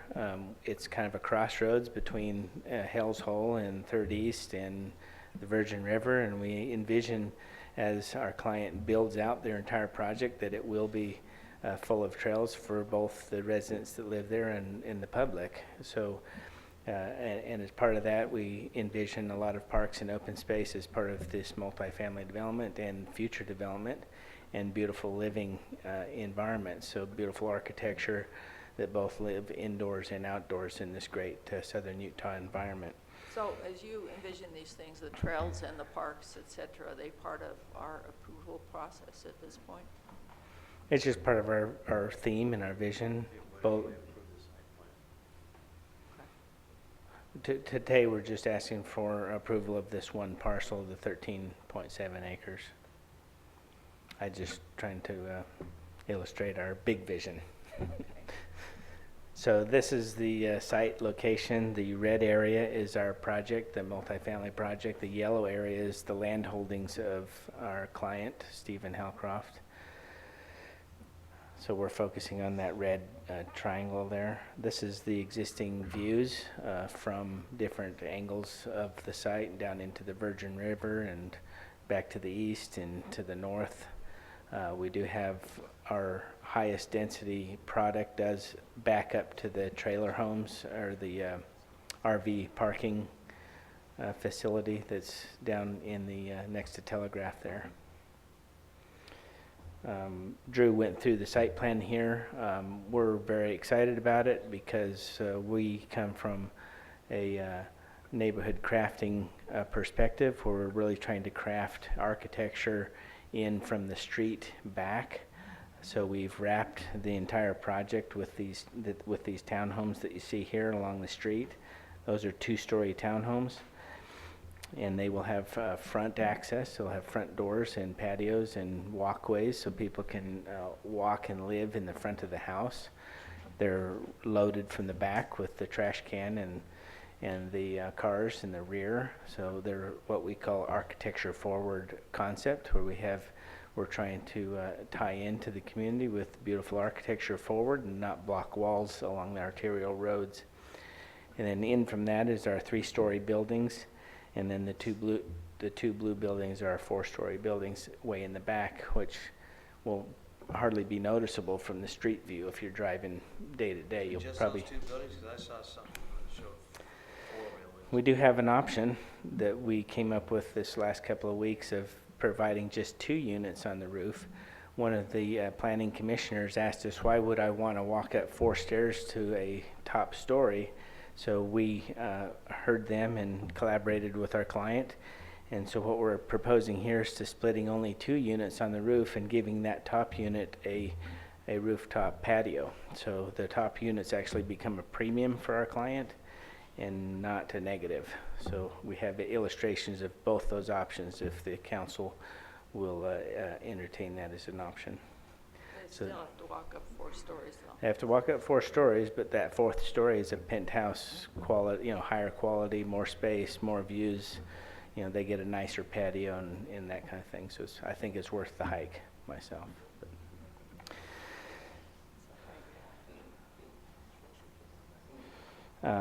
This is just the overall land holdings of our client. They have 77.87 acres. There's approximately 41 acres of open space, including the 5.6 acres that will be part of our development right here. So our 13 acres is in this area. This is the entire land holdings. So this is just showing you that we're about 53% open space at the end of the day when we're finished building out the project. This is the parking calculations that we went through. We've highlighted those. There's a few numbers going back and forth, but this is kind of what we came up with. We've added the 18 spaces that Drew wanted for visitors, so we came up with 322. This is assuming we want the 191 units. And then we're providing 340 units or parking spaces total. So there's ample parking, and this isn't counting the townhomes. So we've went through and fine-tuned the entire site and sharpened our pencil and really made the parking a lot more efficient. We still have 19 by 9 parking stalls throughout the whole project and the covered spaces. These are just concept sketches, artist renderings of plan and perspectives. We showed you 2 because I showed you this one was the ones we showed the Planning Commission. This one shows the 4-story buildings back here in the back that will be actually a lot more exciting architecturally because they'll have a lot more setbacks on that 4th floor rather than a solid building. There'll be a lot more, we call it fenestration or articulation. The building will have a lot more visual interest on that 4th floor if we only put 2 units up there instead of 4 units. So I'll just go through these quickly. And if you have any questions, you can stop me. So you can see these are the 3-story units here in the foreground. The 4-story unit in the background is hardly noticeable scale-wise in these images. This image here illustrates it the best, I think, looking over the swimming pool or our amenity area. You can see the 3-story building here with three, and then this is the 4-story unit in the back with the covered patio at the top. So we call this a white block massing model just so that we can study architectural massing on the site and illustrate how these units live in the back of the site. And this is the townhome proposed concept. We are proposing a more modern project that ties in with the desert flower that you were just looking at. My wife hates modern architecture too, so I'm building a new house and it's Craftsman. But I live in a community that's right next to modern houses, right next to Craftsman houses, right next to neo-traditional and all kinds of different homes. So I think that's like a preference issue when you talk about architecture and art. But Drew asked us also, how do these townhomes really work and how do they live in there? So we did this quick sketch here to show you how these townhomes live. The front entrance is off the street here. You have the tree-lined park strip here. We have a patio, front door, living room, dining room, kitchen, the 2-car garage. You'd go up the stairs here to the 2nd level where you'd have the bedrooms. In this illustration here, you can see how we're going to have a private side yards as well. So this will be a decorative fence on the side. There'll be private side yards. We have the AC units and some of the utilities hidden in the back. And again, we're really trying to help our client and help the community by really crafting a great project and being attentive to all of these corners and how these units live at the end of the day, how the people really live in them. Are the townhomes all 3-bedroom?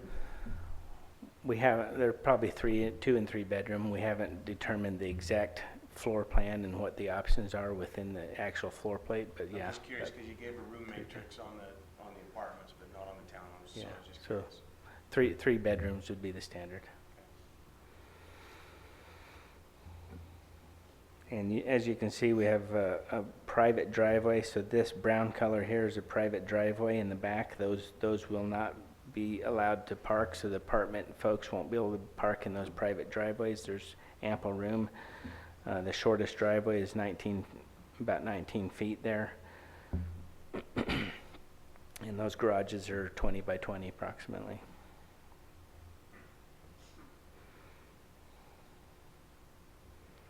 This is the original elevation that we brought to the Planning Commission meeting. We enhanced those elevations to show you what those materials would really look like. The previous was just a colored rendering. So again, we're looking at these really very beautiful, high quality, modern buildings, 3-story units, ground level units. We're hoping to have walkout patios on the ground level units and really nice patios. This is the 4-story product. If we were to do the entire 4th floor with all units, and that's what that would look like. The 4th floor would be 4 units on the top. And then this is what we would prefer if the council would entertain. This is just showing 2 units on top with the patio above on the top floor. And then this is an image on how that patio would live on the top. How many residents in that entire structure? There's Not residents, but how many individual living spaces? There's 12, 14. And on the 3? Yeah, The three there's level? four per floor, and then on the top there's 2.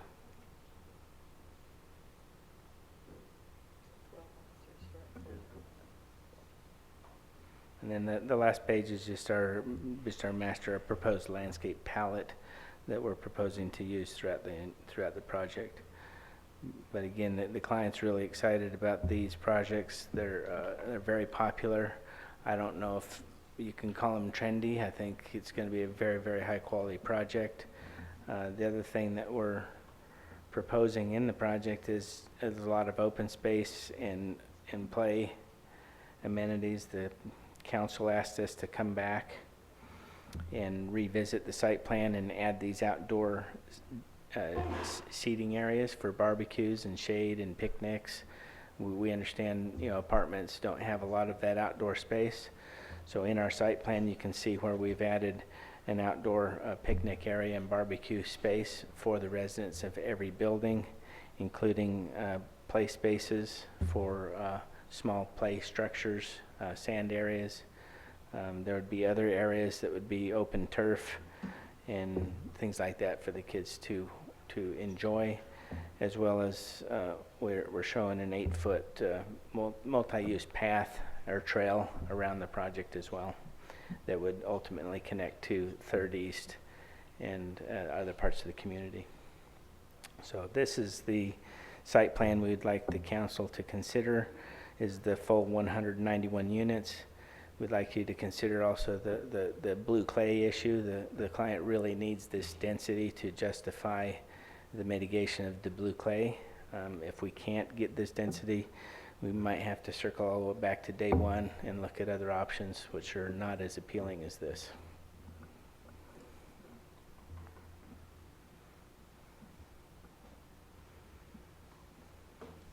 I was just realizing when you put the one picture up that we actually have this design in the city. That elevation, it's out in Coral Canyon. And it's the townhomes and vacation rentals right there near the main center. Yeah. And then we have that's another correct. piece that's similar to that, just a little less, different style. But I remembered that when I saw that in one share of council. That is a design element that's actually part of Coral Canyon. That's right. Which specific design element, sorry? The architecture style. The Yeah. first couple of elevations you show, and that's what made me think about it. So if you can kind of go back, I'll tell you which one, when it came up, remind me, that one there, I believe is the one. Yeah, I think, so it's the towns that are just near town center, and it has this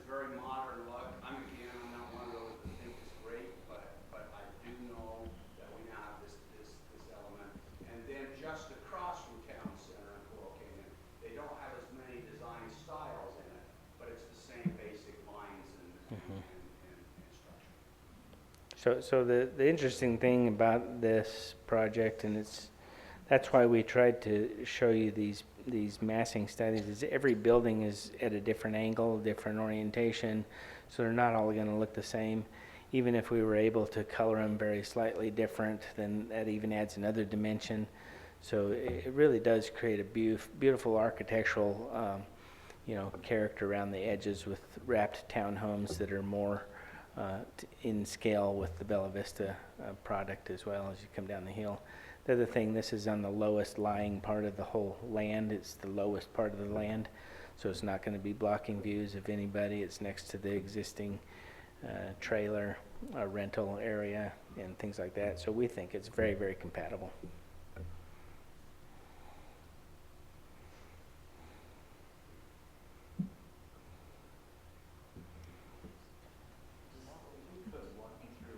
One of the concerns that I'm just trying to understand this better. First and foremost, I am very impressed with the amenities. I do appreciate the trails. I do appreciate the concepts of community areas where people can gather. That's a positive. Walk me through the concept of why have so much space of parking for utility trailers and RV stuff to the right of this particular development. I'm just curious to understand that better. So the RV storage is for the residents of the PUD only, and it's extra storage for their toys, their RVs, their storage. We understand apartment units don't have good storage, and people like to still have some four-wheelers or a little RV or a trailer. So it's a great opportunity. The client feels like they'll fill up this RV space with additional optional rental spaces for these apartments and for the residents of Desert Flower and They're just Desert open Trails. parking. Right now, that's what we're showing is open parking and potentially a covered parking area for just an open storage area for trailers. Other storage areas, closed storage for the... We don't have any storage units in here yet, so it's just surface lot for vehicle storage. Well, my question to staff on that is there any way that this is regulated to verify that they just sell to or let people that are in this development rent this out? Is there any type of policing we do in something similar to this, or is this, once it's approved, we just say they'll be honest and that's all that's going to happen? Well, we'd almost have to, or else we have to go check and make sure every single one, but if we got anything else, then we would, jump on that with the big My sledgehammer. concern on this is it appears that once this is in play, there's no mechanism or governing body that would make sure that it would comply with just residents of this Well, area. any business is required to have a business license, and we won't give them a business license. So, they'd be violating a handful of city ordinances. But It's private property, so if somebody can't go park their RV in the RV park. he's saying that I what would think keep the them from concern renting is it out turning it into to, a commercial RV parking similar to what's over the fence. I think, isn't that your concern? That's my kind of what I concern. sensed is Because what if suddenly they come becomes a in? commercial, This extension of is, the commercial RV parking that's because now it's existing. happening right next door. It's already happening next door. We have No, it. but that's what he's asking, is there a way that we, Is there anything that governs that? Because we've got so many pressures on this. For But example, as the developer goes in, they put this in, and maybe there's only 10 stalls, and they have all this space opened up. This starts filling up. How do we verify that these are connected to homes? This is the thing, is it's a can of worms to me of going, do we want to monitor this? And I don't know if this truly is something that we could. So I'll mention too again, these are not uncommon. As a matter of fact, in many of the parks and that, including my mother's over in St. George, they do allow these, and again, the purpose is to deal with parking, and they do get filled up. And I don't know, I think theirs is governed by their HOA, and they are, well, they're rabid about it. So they're renting it to, there's an extra fee to... Yeah, so if you through- want to but it's park through- your just RV through the because- HOA, through yeah, the... instead of getting it in a driveway or out on the road, and you'll find these quite common through developments. And again, I can't speak to, how out of control they get, but I'll, only from my experience. So is there a limitation per resident of how many that they could rent out? I don't know if they've gotten that far into their plan yet. Well, no, I'm being Yeah. very realistic. Well, we of saying, appreciate that. well, look, if I've got Yeah. a person that says this is up, well, I'd like to rent 5 of those. hey, guess what, guys? Come over to my place, drop off yours. I got this. There's all these interesting things going in my head, and I apologize for being the devil's advocate, but I just see something that's so impossible for us to in any way say it will only be for those residents without understanding what they have in place. That's why I'm asking, is it just one? Is there conditions? It doesn't feel like this has been talked out. How is it applying to the residents that sit there? It's just going to be there. Well, it would probably one come thought down to is the, if it isn't commercially zoned and it begins to be used that way, you would think a resident internally that couldn't get a stall would be the first to pick up the phone and say, I got a problem out here. This is built for the residents and they're running a commercial business out of it, and I think you'd trigger pretty quick. Also, and that's the thing is knowing forward. I mean, how many stalls are in this area again, Drew? I apologize, in the RV area. I didn't catch that. Can you zoom? Is it, I'm going to start counting. 85. looks like there's 85 on the, So there's 85 for how many residents that are here? well, again, this is for the entire, all of the units. Oh. All of it, not just the apartments. So not and just townhomes. this one, this is This the goes to entire. the one you just looked at across the That street, helps a to the lot south, to The PUD. The it's PUD for all in of total. the whole Okay. developed area that they're And developing. we already have the triplexes and some of the lots that go up the south hillside that have been approved. So we And took, we've talked about how important it is that even if you're living in a smaller area or an apartment or whatever, that you have some humanity about that. We need places to put bikes in storage. Our garages are filling up. We need places for children to play. You've got 3 bedrooms, you've got kids. Now, what are we doing about those children that, and we don't have to live in crowded little tight places just because we can't afford a big home. There's some caring and community sense about what's going on. So I'm glad there's RV parking there. I think they ought to have a little bit of storage that people could rent out too, for all the things that we tend to accumulate the longer we live. Council, this was brought up at Planning Commission, discussed for a while also, and there's some concern by the Planning Commission of the same thing, and that is, this is going to be a commercial endeavor. You guys are so particular about conditional uses for storage areas that clearly that would be unfair to be competing in that sense. So it seems to me that 3 things. So one is it's a code violation, so code enforcement could be contacted if that were ever the case. Their CCNRs, they should have private enforcement of it they can do anytime, but we typically don't have oversight over that. But the code enforcement we do. Third, because it's been brought up again, the second or third time it's really been discussed, that there's a possibility of that being done, is that you could always request and require that a note be placed on the plat so that it doesn't matter what the CCNRs ever say, is that the RV storage area may only be used by residents of the subdivisions. I mean, that means it never goes away. The CCNRs can't override it, and it's always going to be there.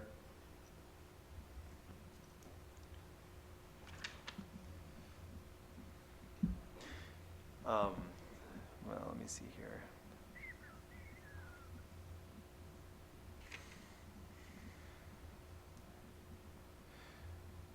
I have one more question for Drew. Drew, there was a concept brought up about ownership.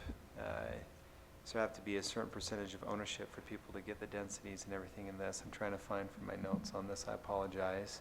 Does that ring a bell at all of anything we're talking about? Oh, it does, and we told the planning commission, look, yeah, it does say that, in there, but again, I've always told everybody, PUD zoning is negotiating zoning. It always has. No, follow me through, I know where you're going, just let me finish the Finish, 'cause I will I go not back answer to the about what first I asked paragraph. directly. If you can go around it, that's Yeah, fine. I go to the first paragraph of our PUD ordinance that says this is a zone that's designated for flexibility for the city.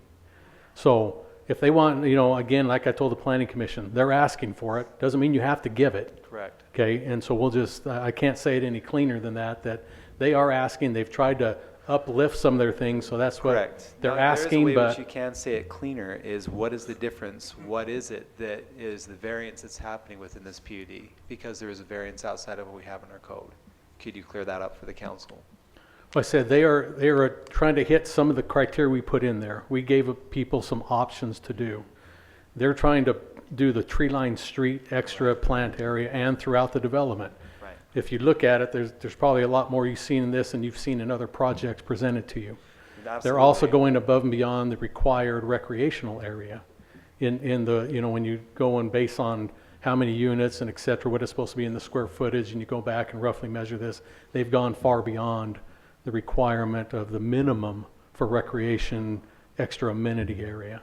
And it's very beautiful. So what's the deal with the ownership that I'd like clarified for the council? Well, that's what was in the code, and now that I've come back and, one of the residents of Bella Vista brought that out, and I remember going back and I'm wondering, well, why did we put that in the ordinance? I tried to think of a good reason why we wouldn't allow anybody in a PUD to present that.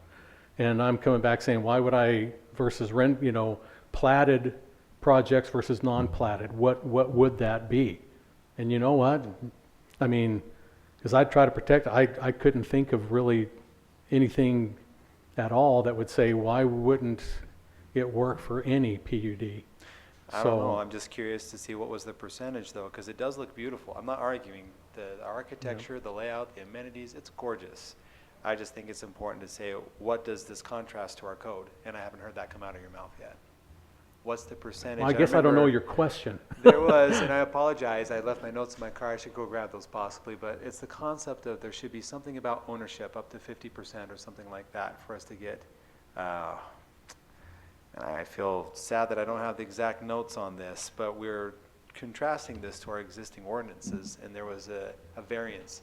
And I will have to say, I'll probably wait for this in the public hearing, but I think Mr. Pak Choi will bring it up better than I can. Maybe I should just wait for him to bring that up, because I didn't properly write it down. And that's why I think I tried to answer your question saying that they've attempted to go after the tree-lined street section. Correct. And they've attempted to go above and beyond the minimum requirement on the amenities. Correct. So that's,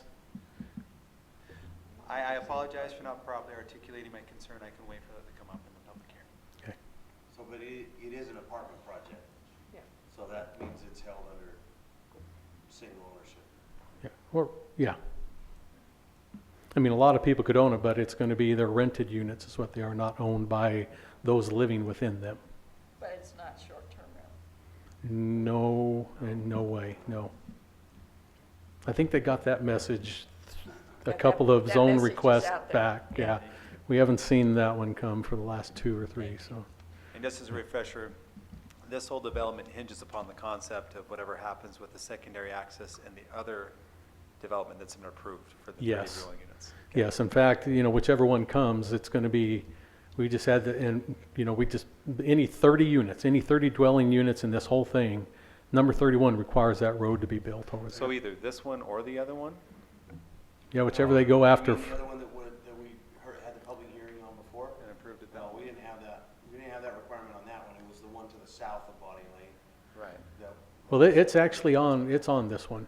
The one you just are looking at the elevation change, because that's the first one they got Because approved. the 31 is attached to that one, we gave approval that nothing can happen. We approved for 31 on that one, nothing else.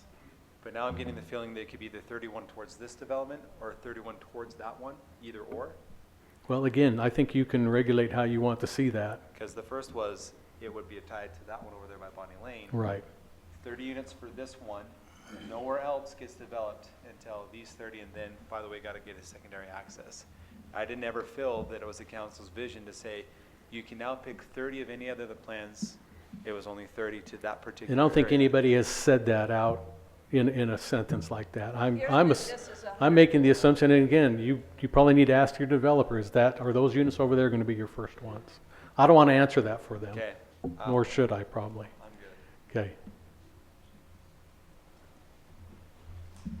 Any other questions? Well, where are we on the secondary road? Because 30 units is going to come out very quickly. I'll be honest with you. In my opinion, it's 30 units is 30 units. I don't care whether you're here, there, or there. The 30 So units. where are we on getting that secondary road? It doesn't matter to me if it's 1 year or 10 years. That's what triggers the time, that's what triggers the additional development. 30 units are going to be developed pretty quickly, I would suspect, Yeah. out of 193 or 186 or whatever the number is. So where's the road? It's economic, right? When they get that 30 units sold and platted, then triggers the road. Do you have all the agreements in place for that yet? No, I don't think so. I think they're working on it. They're ready to start mass grading that first desert flower stage within the next 2 weeks, pending approval with City Council. Because there were what I some understand. alignment issues with the road still that, yeah, I've never heard resolved, but. James Jessup, I represent the developer. We're still going through those alignment issues on 1100 East and with the other surrounding projects. So you're right, we know we're limited to 31 units, wherever that may be on this, but we do know that we can't build this out until Bonnie Lane and 1100 East has been developed and graded out. And I think somebody had mentioned, it was Drew that asked about which projects are you planning on first? The We're Desert starting Trails, right? Desert Flower Or Desert Flower, thank you. first. That hopefully will help fund this one. It's kind of a rolling effect. So that we want to develop out Desert Flower and then get this going as we develop out Bonnie Lane, 1100 East. There's still a lot of hair on this project to even get this to break ground. Yeah. How many plots in Desert Flower? 41? 40. So we're gonna get to 30 pretty quick. Oh, yeah. Yeah. We will. Okay. Anything else? Thank you. Thank you. Again, public hearing.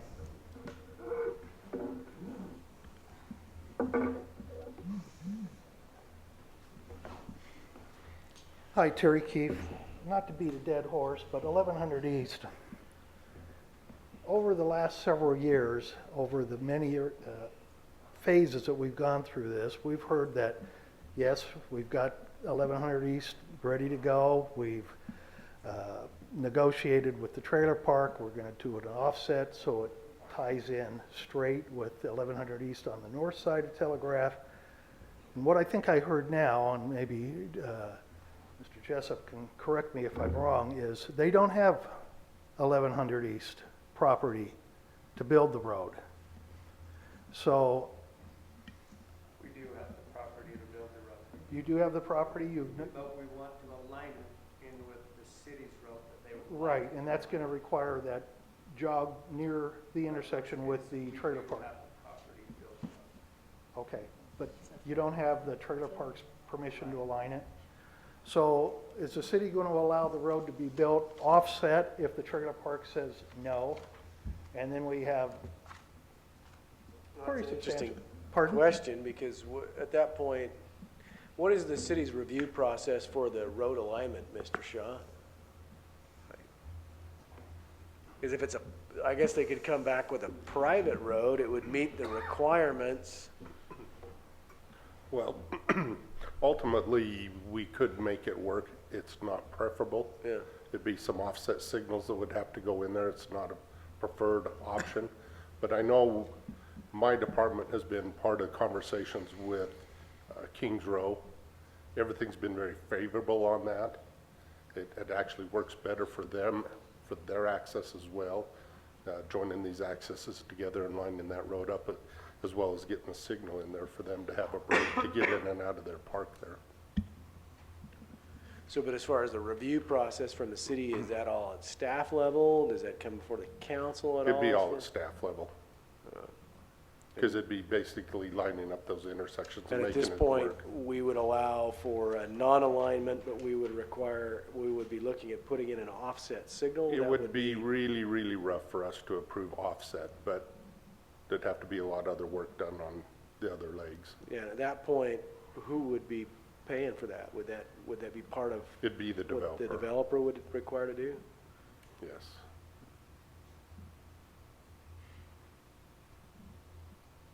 So my understanding is there's plenty of motivation for them to keep working on it. Well, again, I'm just concerned because we've heard, yeah, it's a done deal, we're ready to go several times, and it hasn't been. And I agree with Mr. Shaw, the offset of that intersection would be horrible. At one time, city staff recommended putting an island there to force traffic just to make a right turn onto Telegraph, which would be useless, basically. So I would certainly hope that we are steadfast in that 1100 East has to be done after 30 units. So that means if there are 30 homes in Desert Flower that are built, that's it until 1100 East is done. Because I recall, as Mr. Bellison said, when it was originally proposed, he made the motion and put it in to the original council decision that it would be the 31, as I recall, you said 30 doors, but this was when we were talking south of Bonnie Lane. So now it's changed.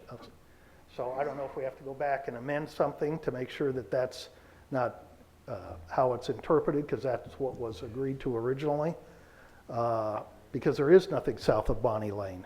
So anyway, enough of that.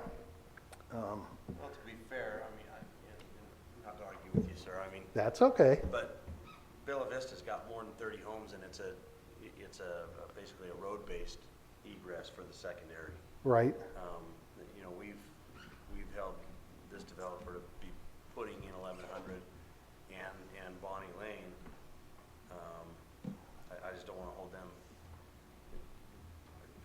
Anyway, there needs to be some standards between the two as well. Do you see what I'm saying? I do, but we're adding a lot more traffic with a large apartment complex I and understand. other homes. So it's got apples and oranges there, Councilman Well, Bellison. it's been my understanding pretty clearly from the beginning that we have said that 30 is the limit.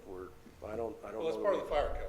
Yeah. You have to have a secondary access. So we're kind of talking about a different, We're meeting that code. different council, a different time when they were looking at the two projects. Correct.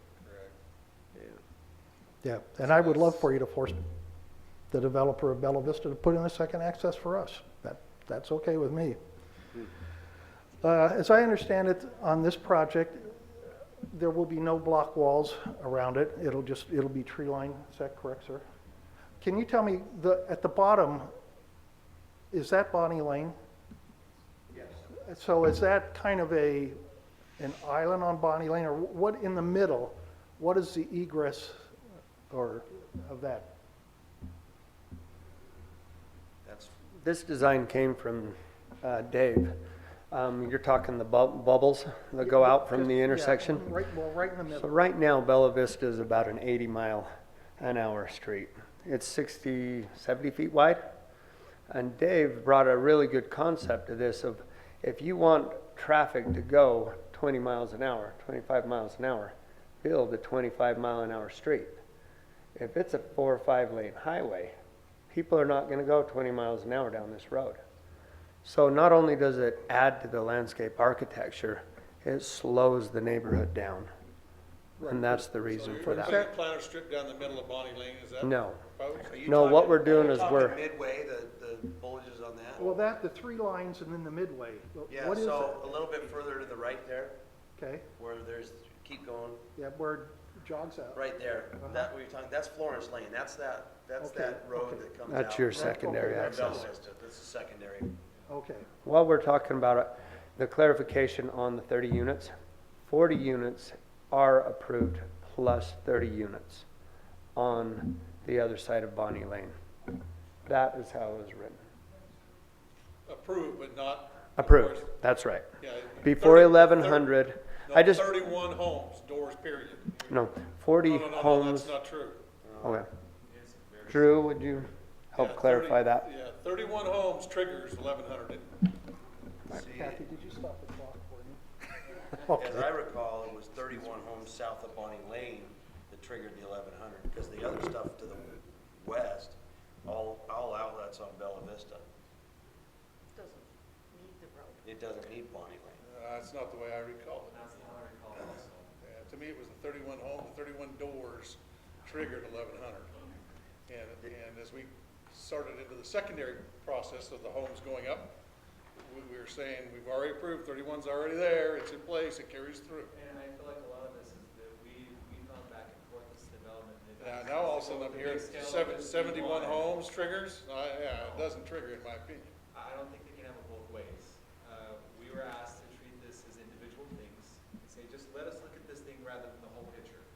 It's okay, we're just gonna look right here, approve this, don't look at the whole picture. And I think they're kind of breaching the contract and the idea of what we were trying to do to help them out.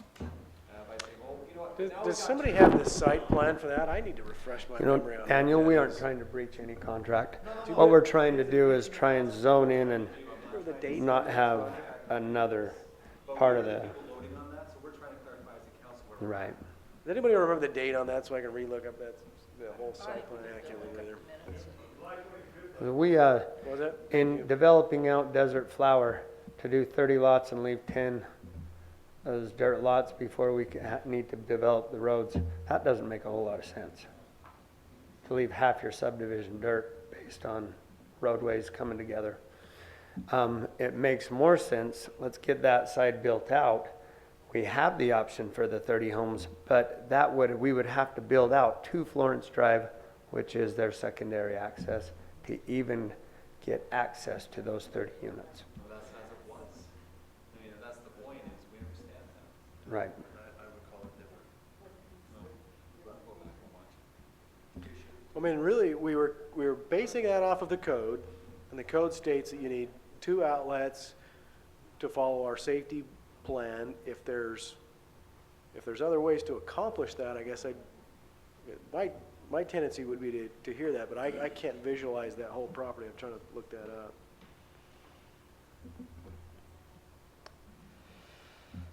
We good? Thank you.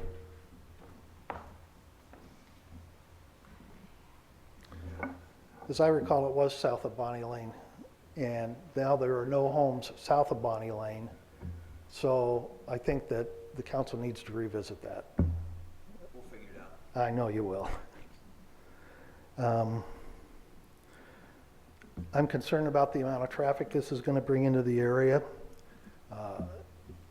It's going to increase exponentially.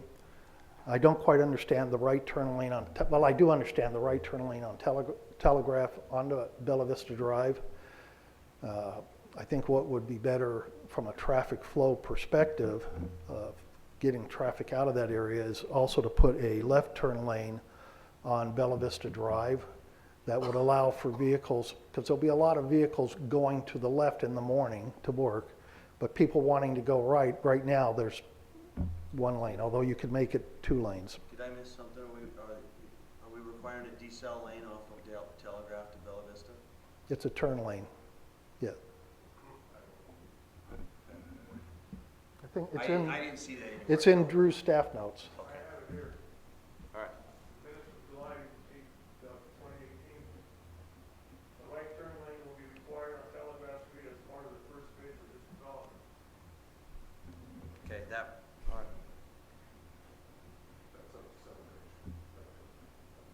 Anyway, I'd like the city to at least look at the addition of a left turn lane that would allow for traffic to make a left turn lane and then either go straight or make a right turn, similar to what we have on the south side of Telegraph at 300 East. Oh, I'm sorry. Well, all of it? I think. Okay. All right. Well, again, just real fast. I don't think we need 3- and 4-story apartments right in the middle of this area. I don't think it's, again, flows with the nature of the surrounding areas. And what we're going to have is an island of modernistic design houses surrounded by more traditional designed houses. So, I believe that's true. I'm usually generally opposed to the 4-story.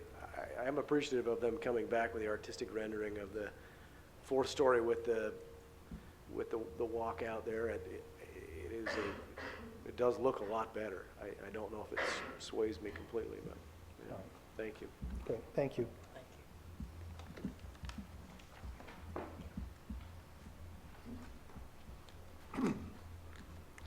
Art Reed, Bella Vista. There are apartments and overnight rentals being built all along Washington Parkway. There's a huge retirement center being built at the base of the parkway. Across the street, there are the Hellhole Apartments being built which are awfully large. On Telegraph, in front of Bristol Park, there are more condo apartments that are proposed. And given that, we're probably looking at a possibility of between 1,500 and 2,000 more cars, because the way the state figures each household should have at least 2.1 cars per household. So if you figure that out, we're looking at 1,500 to 2,000 more cars dumped onto Telegraph. And now we're adding a possibility of 400 more cars in this development that will drop on to Telegraph and through Bella Vista. There are 5 retirement and semi-retirement communities that also enter onto Bella Vista. So we're looking at an overcrowding that contributes to a possible accident that could be extremely dangerous.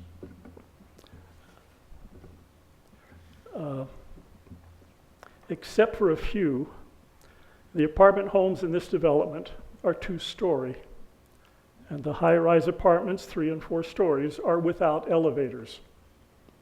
So this is obviously not meant for the 60-plus population. I spoke with the manager of an RV dealership located in St. George and was told that 80 to 90% of the RVs here are sold to people over 60 years old.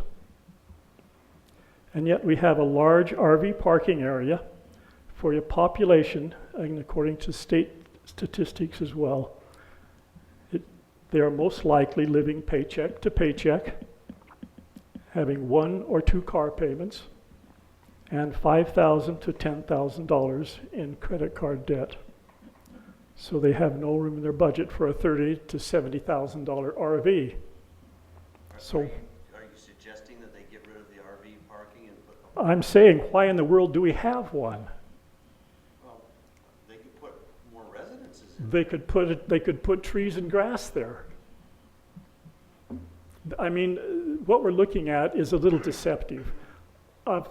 According to the developer, all of the green areas, the large green areas we see, and in the elevations where we saw the grass around, isn't grass. It's deceptive. It's gravel and cactus. It's green space. But it's gravel and cactus, so it's not grass. And so they could turn that into a park.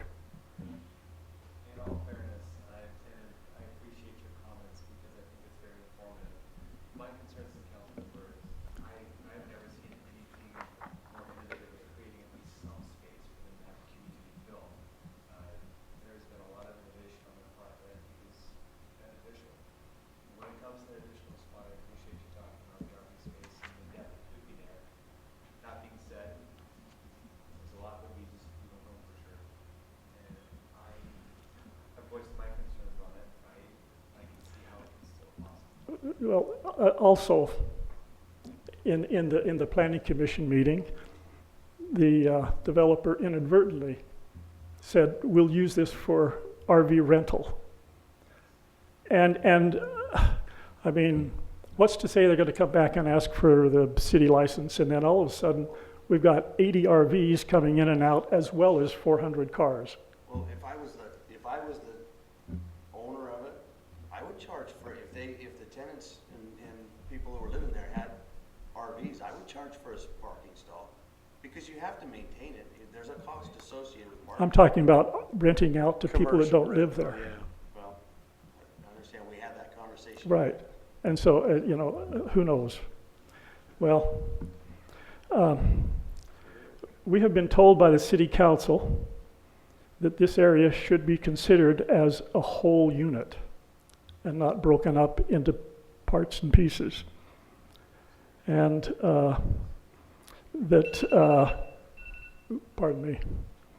and that the second entry on 11th East must be resolved before anything can be done on the majority of the land. But now it's broken up, and we're talking about a large section of the area.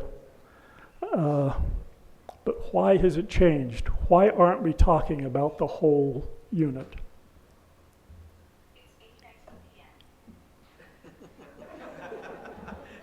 That was a question.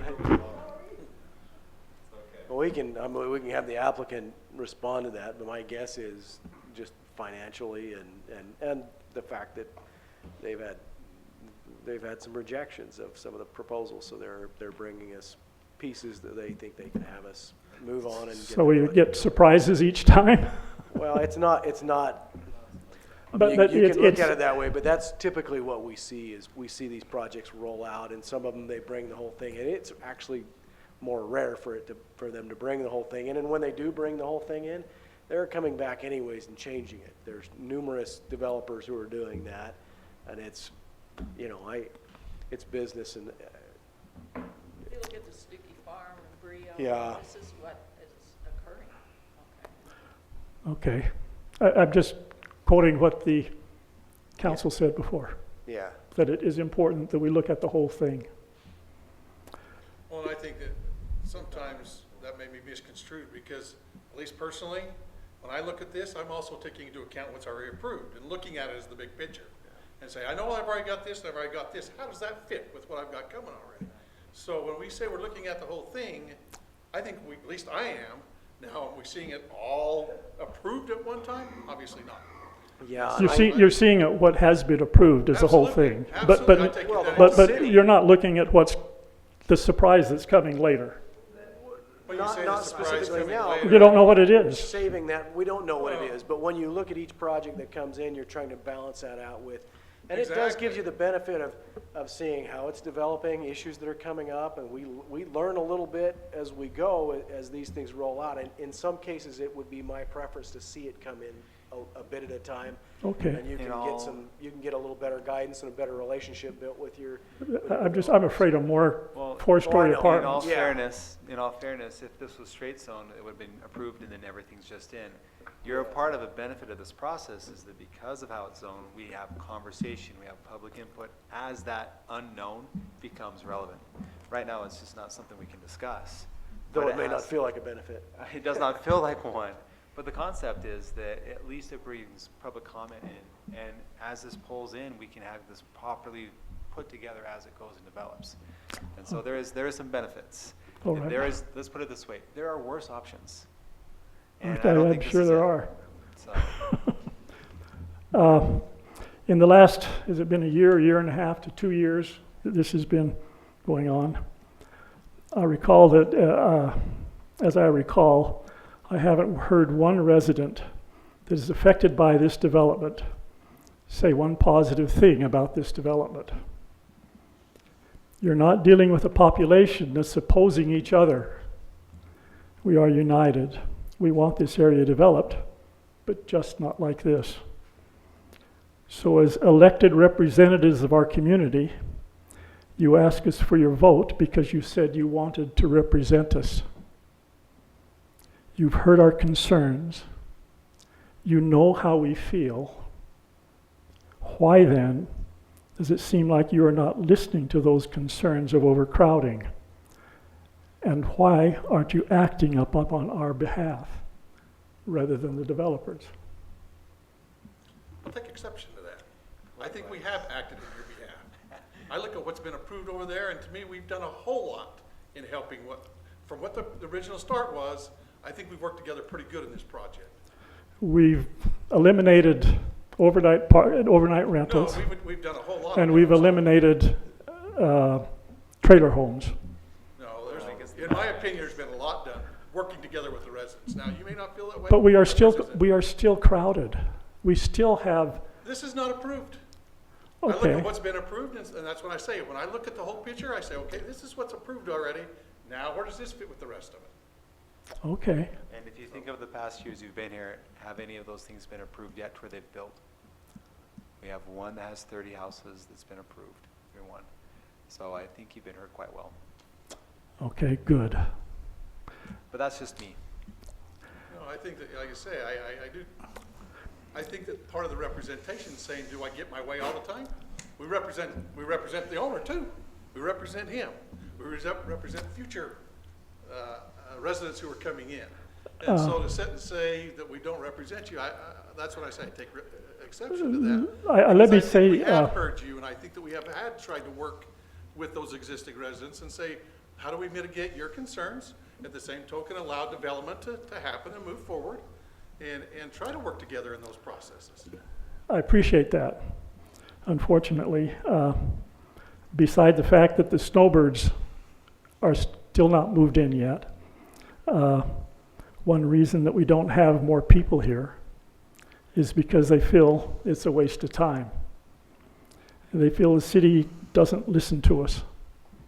And at one time, if you remember, this room was filled with people concerning this development. It's not way anymore. So how do you respond to that, Mayor? I'm just repeating what I hear. Well, one of the great things about all this, I don't vote. But it is your community. It's my community. I grew up in this community. And if I had my way, none of you folks should be here either. Sorry, but I believe in this being a wonderful area, and people are attracted to this area. I believe that people have the right to build. I believe that we should welcome with open arms all the people that come into Washington City. And if you don't believe that's in your heart, then I'm sorry. One of the reasons we built here, and one It's of the for reasons... what I just said, correct? Yes, Yeah. and it's because I looked at every blade of grass in this area. So do I. And I decided to build here because of what I saw was happening with the rec center, with the library, with the developments on 3rd East. I expected that to continue. Well, but you have to understand, I mean, the growth in the population coming here is what allows for some of that to happen. I mean, Bloomington was a cattle guard when I grew up, out in Bloomington. Dixie, it was a junior college. We had no level 1 trauma hospital. We didn't have the medical resources we had. We didn't have trails.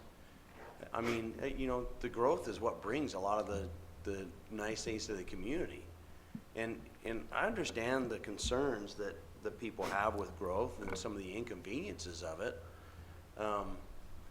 The challenge is that the guy that owns the property, I mean, the country's built on the fact that you can seek the highest and best use for the property that you own. And so I hear all the concerns that people have that are in the room, but I've got to give, you know, greater than neutral weight to the guy that actually owns the ground that's putting the money into the ground that he owns. You know, and you know, trust me, I hear what you're saying, but it's kind of a fine line that you have to play. I mean, you know, it's. My concern. I go back to working together. Well, I mean, and I would like to see that. And would it be possible would it be possible for the members of this community to sit down with the city council and find a way to develop this property that we could find amenable for you, for me, for the rest of the people in the community, so that we could develop this in a way that we are satisfied, we are happy with it, and you're happy with it. That's this process right now. This is the way we're set up, is to have that. If you have suggestions and input, this really is the time to bring it in. But most of your city council is also available through email and could even meet you on site there. But right now is a really good time to give the developer input as far as what we like. It's kind of a messy, irritating, long, boring, drawn-out process. But especially with these PUDs, we get a chance to have this discussion and give input and go both ways. So I was in the same room before I was elected to council when I believe the guy's name was David Gardner brought in the project and was working up the hillside with a R16 or R18 project, and it would have been not near what we've kind of worked to push SJ Holdings and the Halcroft Group into bringing forward. I think it's stepped the level up. I mean, there's things that we need to look at and say, do they fit or make sense? But I think we We preserved certainly that made it- hillside that we thought was so important We've to kept a achieving those fair aesthetics amount there. off of it, and some open space on the hillside where they just ran single family on a loop up across the top, and certainly are pushing to try and have the level of the project brought up. You mentioned the mobile home park that was presented at some point. Yeah, I mean, that didn't go gain Yeah. legs at all, you know? Well, Anyway, I appreciate your input. It's, you know, it's difficult to hear after 2.5 years of time and effort and listening and changes that nothing's been done by this council. Okay, that's difficult to hear because it's not true, all right? And that, all of your effort and concerns have all been ours. We've listened and listened and talked, and I've seen change after change after change occur because of that dialogue. What you're not asking for us is to listen. You're asking for us to give total agreement to a balancing act. That's our responsibility, okay? And that's what we're here for. We have to balance all of the various interests of the city and the community and the developers and the people that live there. And my discovery is that self-interest is always alive and well, so we can never balance it satisfactorily. We can never please the developers, and we can never please the community that lives right next door. But to suggest you're the only ones being impacted by growth, I could tell you story after story after story of where I live. We are a community in growth, and we are going to have growth problems, and we are going to have growth issues, and none of us would like to have growth occurring in our backyards. But it's going to occur somewhere, and they own the land. We don't. I wish we did. I wish we had the resources in this city to buy land everywhere so we could create the open space that we all crave and what we came for, but we can't. I appreciate that, thank you. But my greatest concern is the density I get it. and the traffic and how dangerous that can be. And And I think we have some responsibility to look at that. I appreciate it. Thank you. Thanks, Mr. Reed.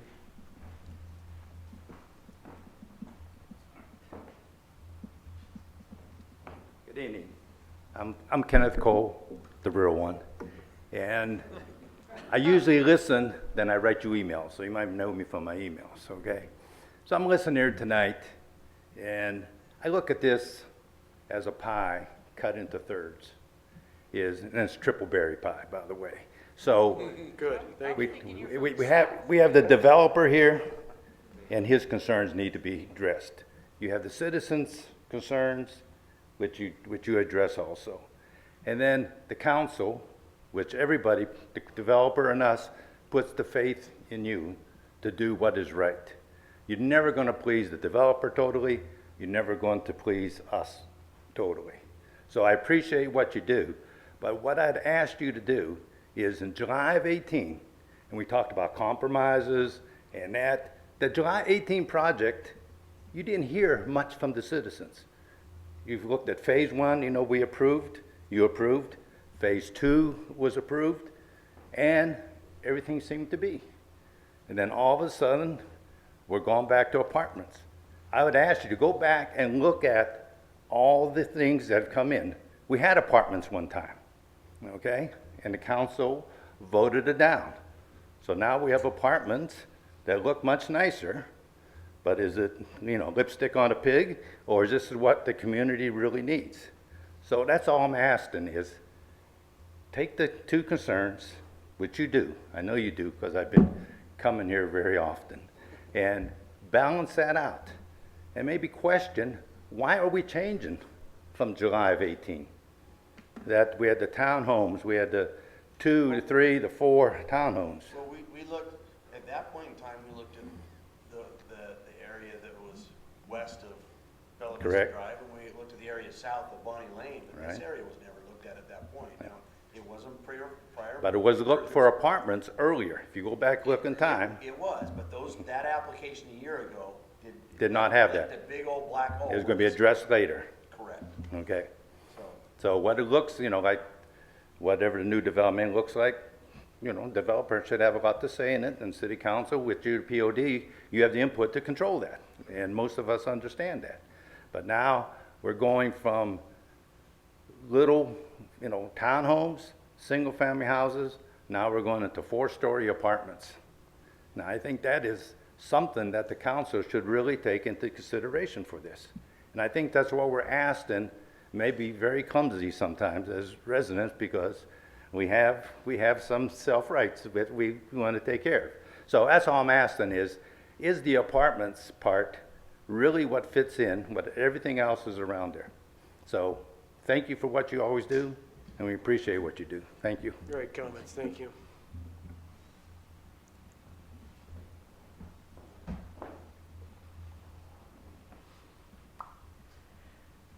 My name is Jan Keefe.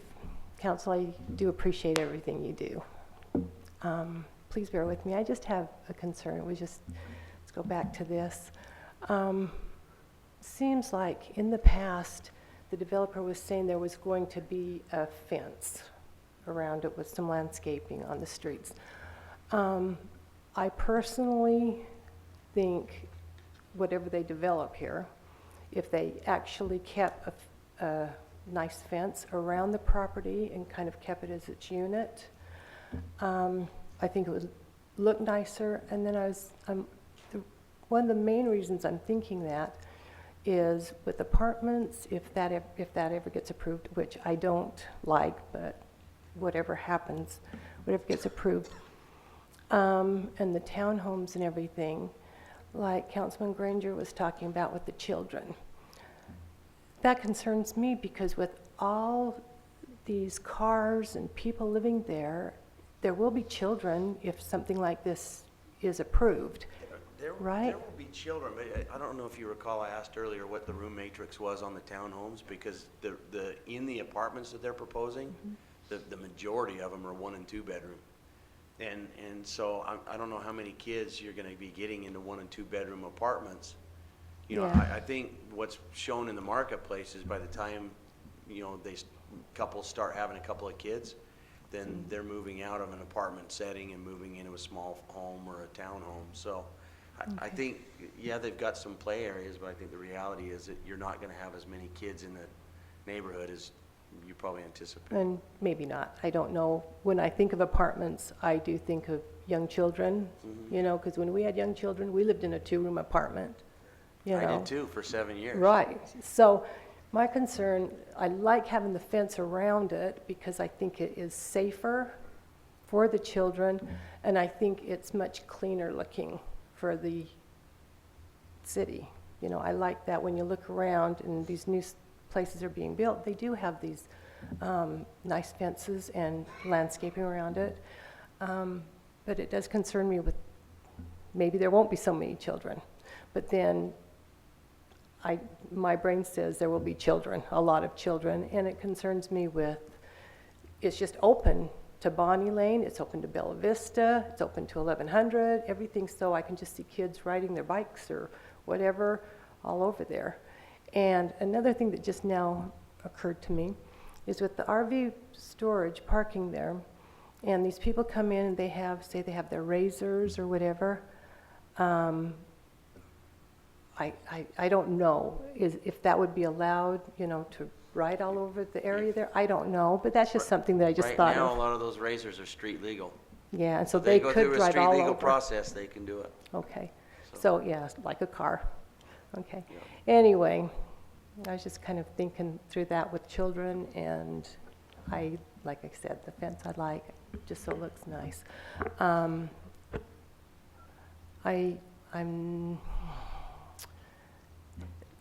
To look at this right now, I have to be honest, you know, look at it like this, it looks pretty nice.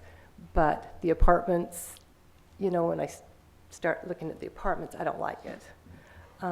Just by looking at this, it doesn't look like there's that much density, but that's what I'm saying, just, you know what I'm saying? But then once they go up, Well, the density just goes crazy, and then the traffic. It's true, and there's a lot of density there. So I'm gonna ask you a couple questions. One is, when you put the fence in there, we tend to just look like these little closed-in communities. I think the architect, what he's going for here is maximizing the open space to give it a more neighborhood open look.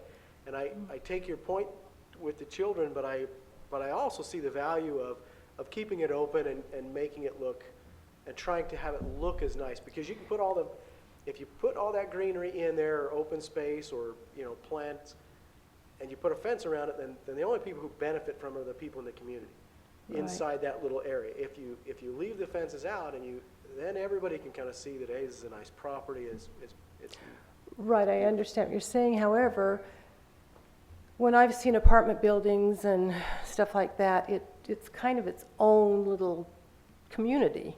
It doesn't blend in with some of the other places around it, so it's not really all one unit. Does that make sense? Yeah, but I think Well, visually, I think what we're talking more is aesthetically, just the look and feel. The other aspect of this is, I think in some ways, they probably have some right to build some density into this property. Oh, And I think one of the things understand. we're trying to weigh out is, what are the best ways to do that so that visually, safety and traffic and all of those components, that if, you know, because I struggle with the growth as well. I mean, it's just, it's hard to see it. The only thing worse than growth is for a city to be dying and shrinking.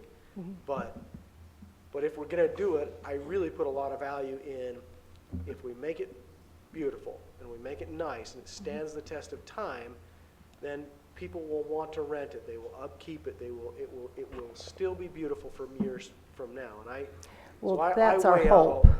well, you do hope, and that's all you can do, because you can't see into the future, but you can set those design standards and you can try those qualities. So That's our hope, but I at just, least I appreciate their effort to attempt that. The 4 stories it's hard to see. yeah, we have so much growth going on around us, as it's been said tonight. We do, you know, but we down the also street. have we have a real shortage of housing for people who don't have a high income.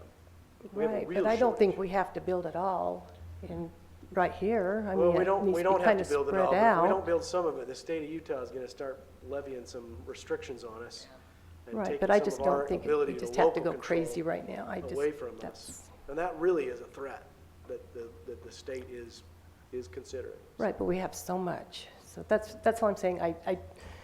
With one street right now, even with the 2 streets, I still think it's just too much.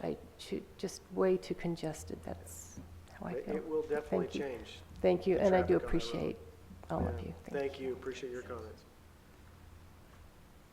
Anybody else?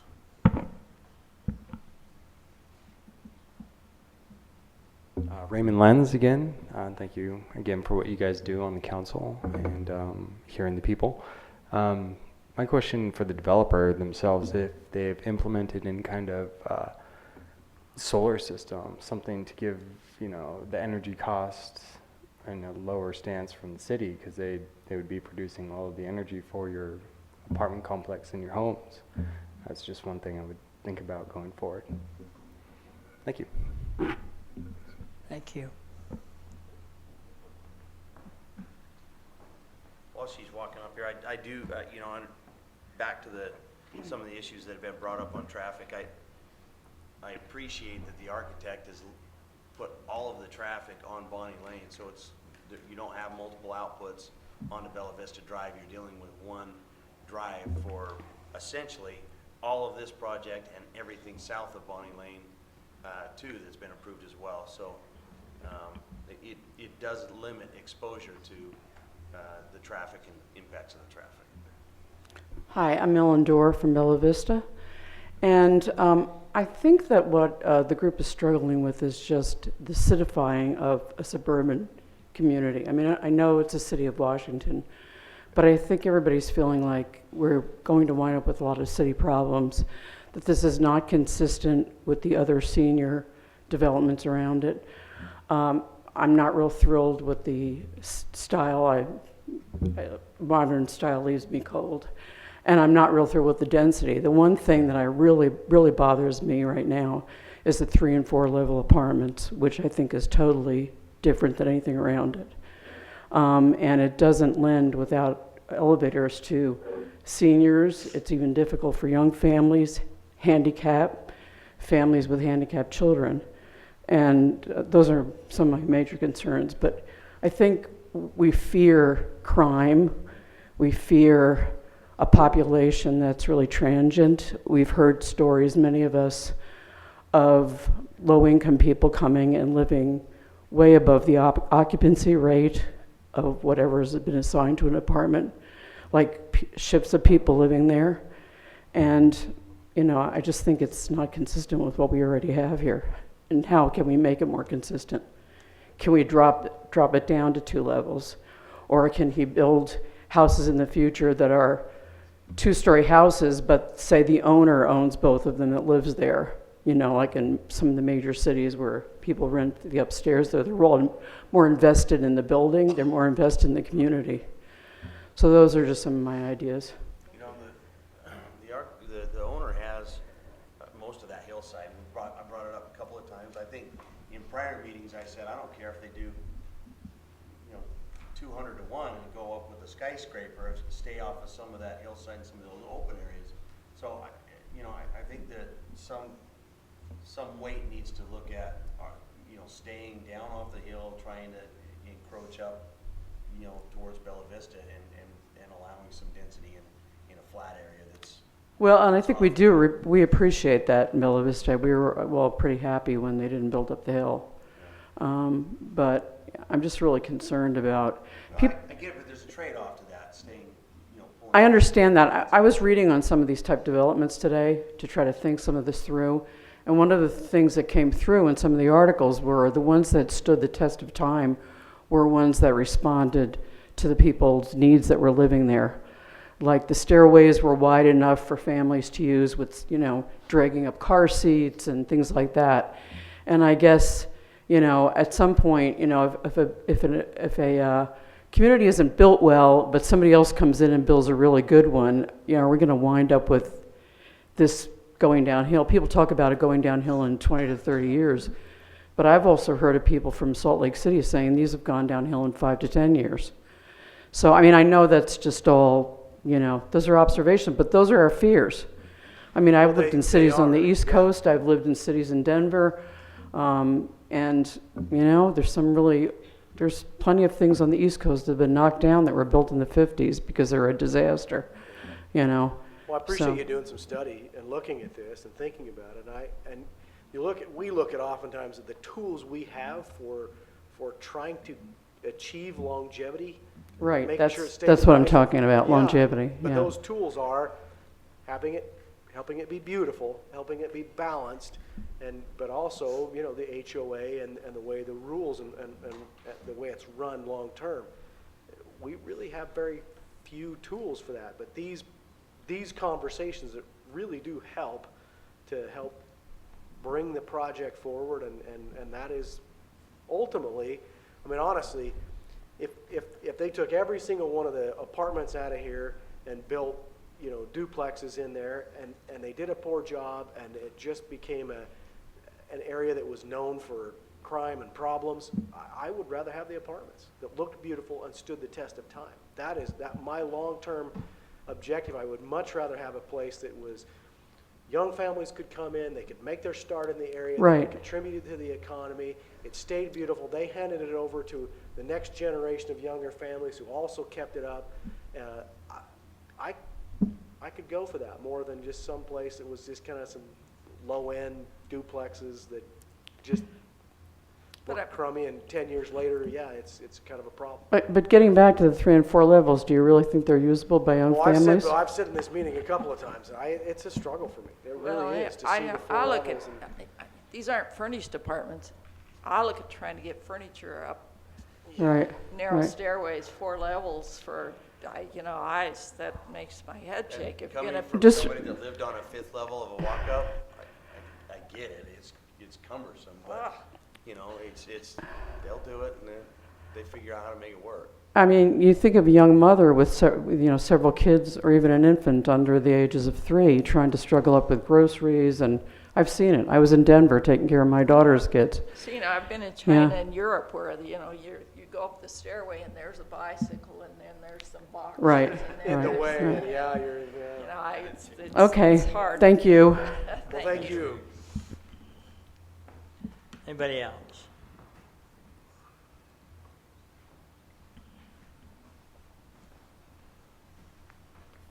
Charles Pacchoyan, Bella Vista.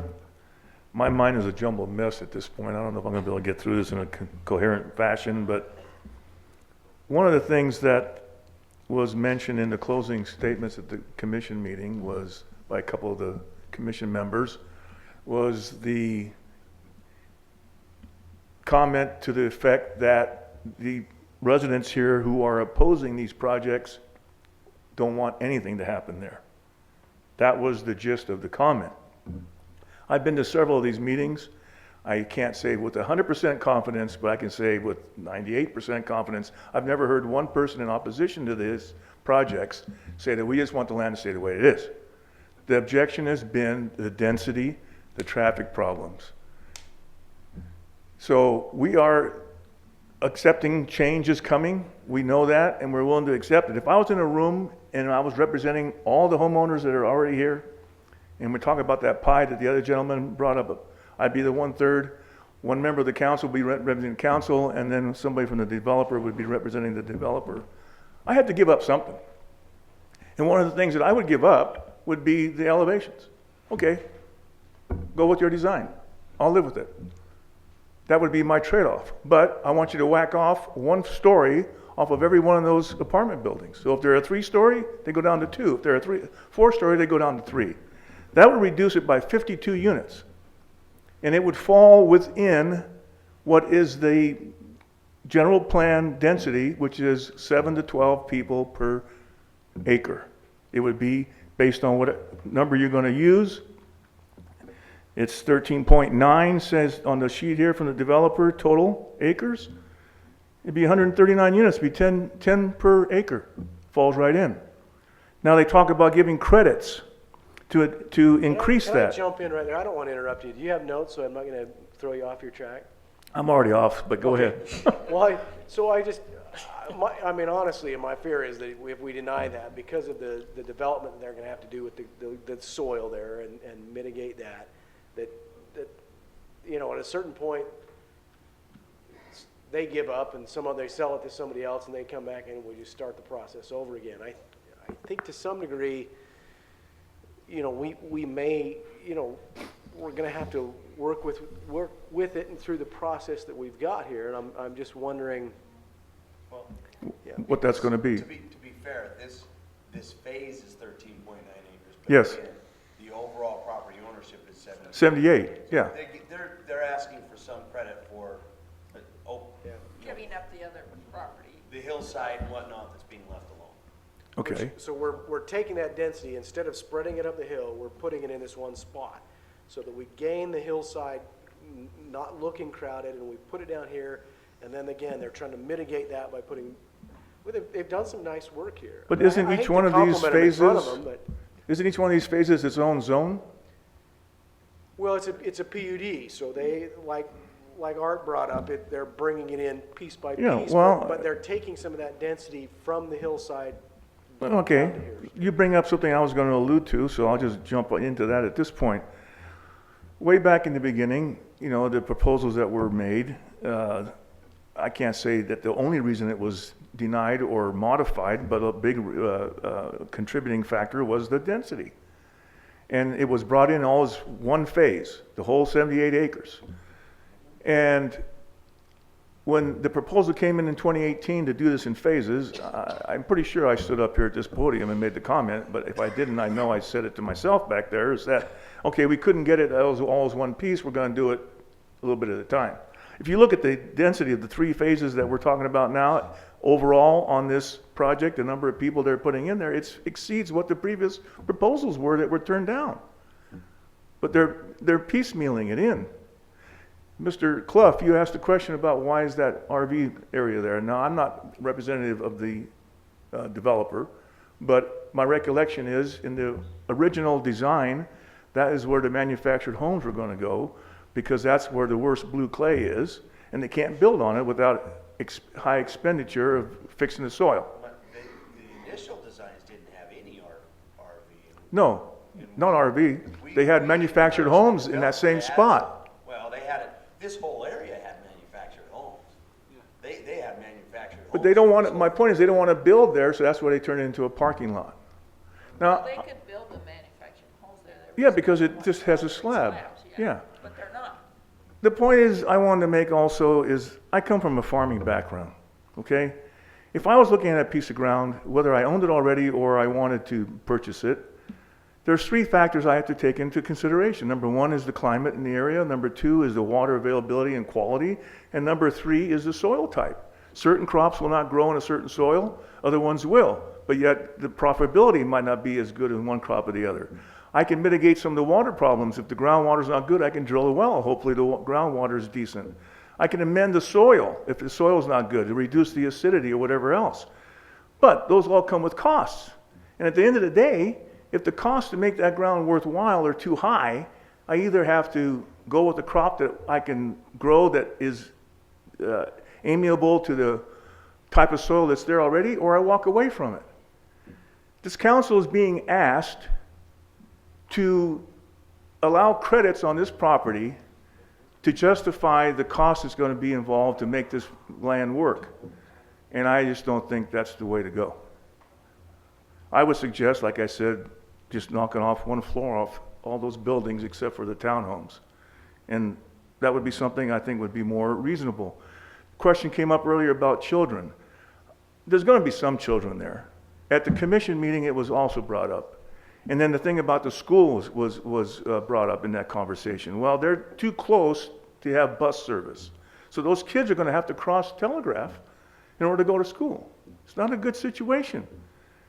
I can't eliminate all the children, but we're increasing traffic. Telegraph has got a lot of traffic on it already, and it just gets worse and worse as we keep on adding these projects. I have a suggestion. This is kind of a side issue on 1100 East. If you go north of Telegraph, about a mile or a little over a half a mile anyway, it's 4 lanes. If that continues down, you'd have to take and annex part of Turner's property and bring it 4 lanes all the way to Telegraph. That would line up partway with 1100 East. We pushed the Turners to do that because they were trying to develop their property. They've pulled the application to develop their property because they don't want to increase the width of that road. Oh. So, Yeah. that was one of the conditions that we placed on the development of their own property. We tried to get You that. tried. Okay, lastly, I just want to bring up section 9-8F-7 of the residential multifamily development standards. And it talks about the credits that the developer is using here. I don't want to read, because reading is boring, but there's 3 items that are listed here, and each one ends with the word "and." So all 3 have to be met before the credits can be even looked at. Then when you get down to the credit section, there's 3 of them that they can apply for. In each one of those, the last sentence is, an increase of 1 dwelling unit per acre shall be added to the minimum density for the development. This is a medium-high density, 7 to 12. The minimum is 7. So you add 1 to that 7 for each one of these. You can add 3 so that you'd have 10. Right back to where I was originally if you knocked off that story on each one of those buildings. It states in the general plan, under land use, chapter 2,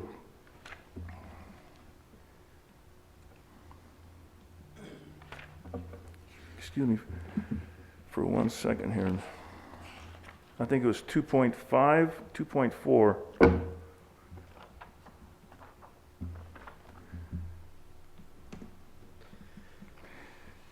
Well, before I get to this, if they were to add it to the 12, 7 to 12 for this medium high density, you would put it at 15. That puts it into high density category. The general plan states you cannot have a jump of more than 1 density category next to another one. Well, everything else around there is medium density. Everything else. This is the only one that's medium high. So if all those credits are allowed, it's going to push it into the high density category, which is against the general plan. I'm just going to end what I had to say right there. I think that the decisions that are made by the body here should be dependent upon policy and not upon the changing faces of the council over years. The council's done a great job, in my opinion. you're not going to be, a friend of mine is talking about running for an open seat in the council in St. George. And he was asking me my opinion the other day. I said, well, you're not a politician, buddy. And I said, one thing you need to remember, and it's an old adage, you can please some of the people some of the time, all the people, some of the people all the time, all the people some of the time, but you can't please all the people all the time. And we don't expect you to. Thank you. Thank you for your input.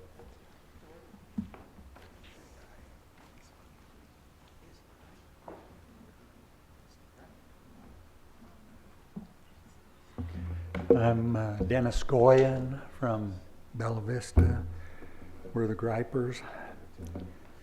I know my rear end is flat, and I'm sure you're sad to be. You came up here to talk just to give your chance to stand I up. crossed off most of my stuff. It's already been answered or whatever. 3 quick things, 1 minute.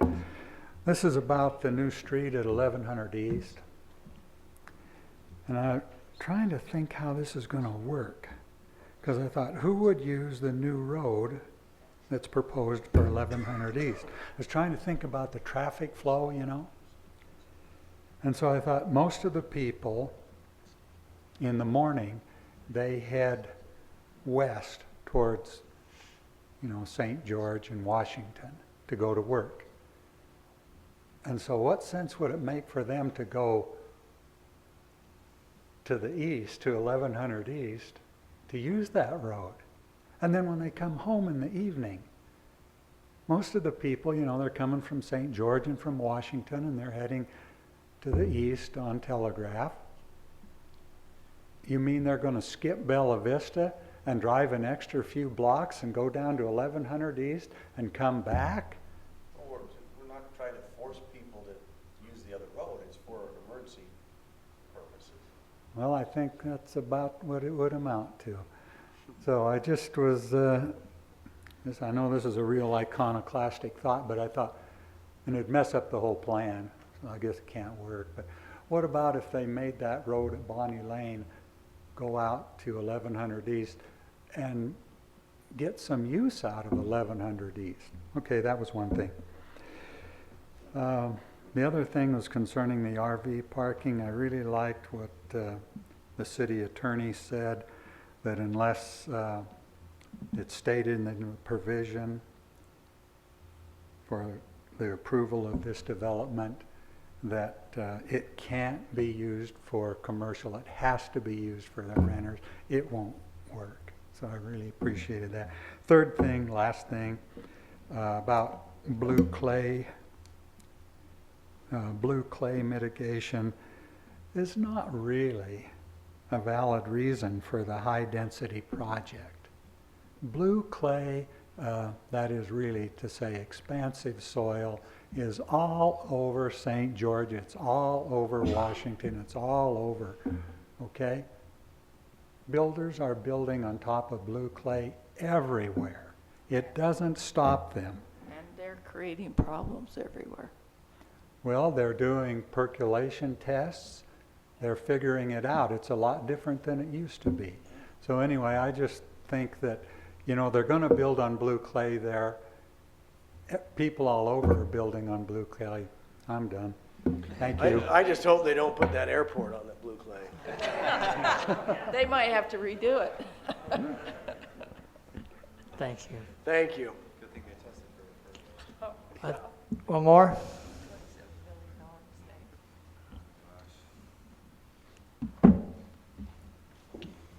It's Holly Dukes, Bella Vista.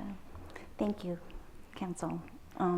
I've been to many of these meetings, and I do appreciate what you do have to go through to sort through all the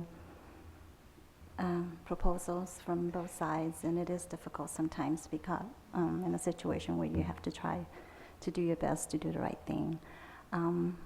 My reason for coming up here is not so much a comment as it is a question, and I'm hoping the council can elucidate for me to, as a layman, to really understand the process. Let's just stipulate that council tonight will deliberate within the next couple of weeks as to the applicant's proposal. And if council was to approve this higher density. And then my question as a concerned citizen is, what if, obviously I don't know for sure, but you can help clarify that. What if later on there will be studies, data that comes out that shows and indicate that the city of Washington isn't capable of supporting this kind of density? There's a plethora of offerings of high density multi-family dwellings that apparently is all the way down Telegraph.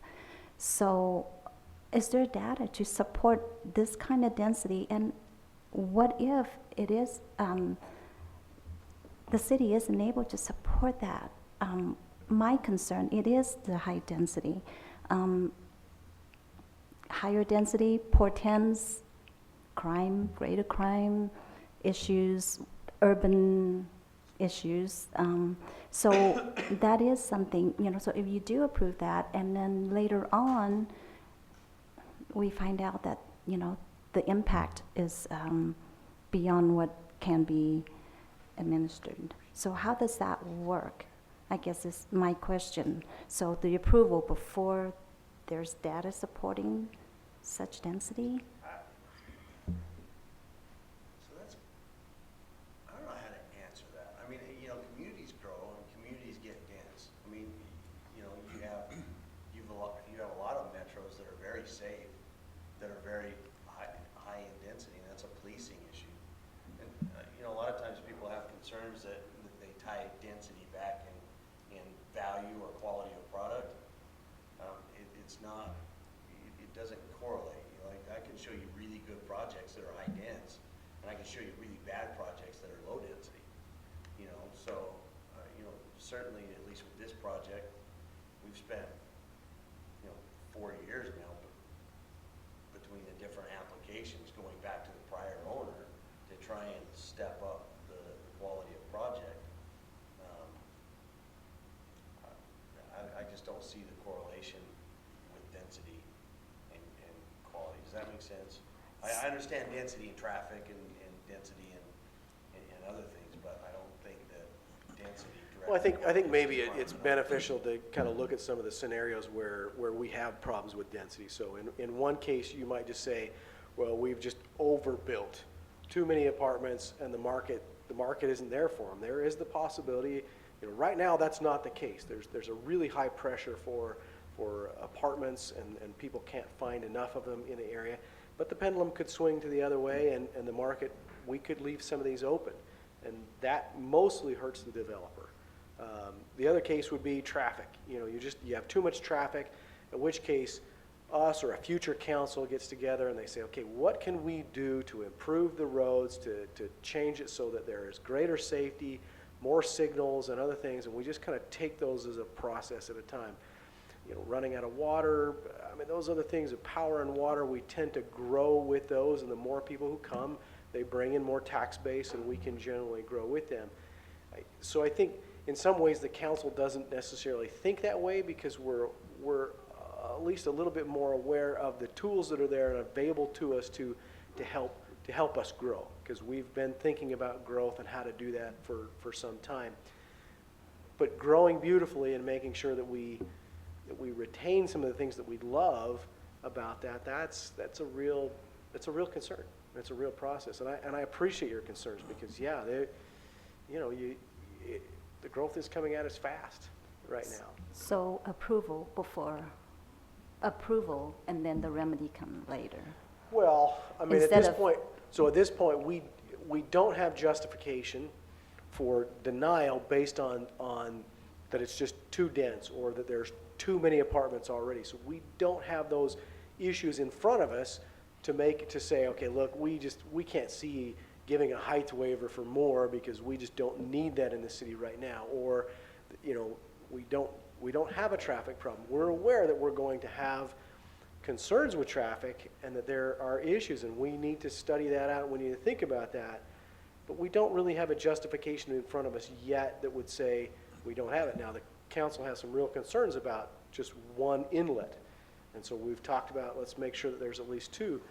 But yeah, I can empathize with the folks there. It's drastically going to change the traffic on some of those roads there. And I agree with you, that's an issue. You understand, though, that the city won't proactively build a 6-lane highway. They'll build a 2-lane road True. until the density or the demand comes, and then they upgrade the size of the road. And if they need to buy rights of way to do it, then that's the responsibility of the city through the use of the taxpayer dollars to increase that infrastructure to account for it. Because literally, if we try and do it ahead of time, we'll be wrong. We'll miss it virtually every time. You know, and then you just. Well, be wrong and broke. Well, you will be broke too, yeah. So it is an incumbent upon the city council to determine or have some kind of a study, an impacts study as to how that is going to impact the community. Sure, we have Traffic impact studies, water and services, all of those, and even down to the general plan and design of the city, and we try to make a balance of those, And so that would come in later. No, we've already got those in Planning place. organization just upgraded their road planning to 2050. It's a 30-year plan. Right. You know, the city's typically on a City, 20-year we plan. try to do that every 5 years. We call it our capital facilities plan. So every 5 years, we're looking at our roads. We're in the middle of looking at parks, right? Right now, yeah. Right now, we're in the middle of our parks and trail studies. And we're in the middle of some major studies regarding water and the use of secondary water. Secondary water systems. So those are things that are always going on. all of which are almost interesting. But to answer your question, once it's approved, there really is no, it's vested at that point. They have the right to build it at that point. There is no going back, if you want to say, can we Okay. rescind it and go back? Not without a legal challenge. Okay. Yeah, and again, I guess while I'm And not up. that's one of the things that as a council, we try and look, I mean, one of the things as a layperson, I found, I was entitled to my opinion today and looking at today's things. As a council member, I'm looking 5 and 10 years down the road. And I have to try and plan, if I put this here today, what's the impacts 10 years down the road? Where do I need to start looking for another road or an intersection or a signal light or whatever, a trail or a park, or those types of things we have to start, we're always looking 5 to 10 years.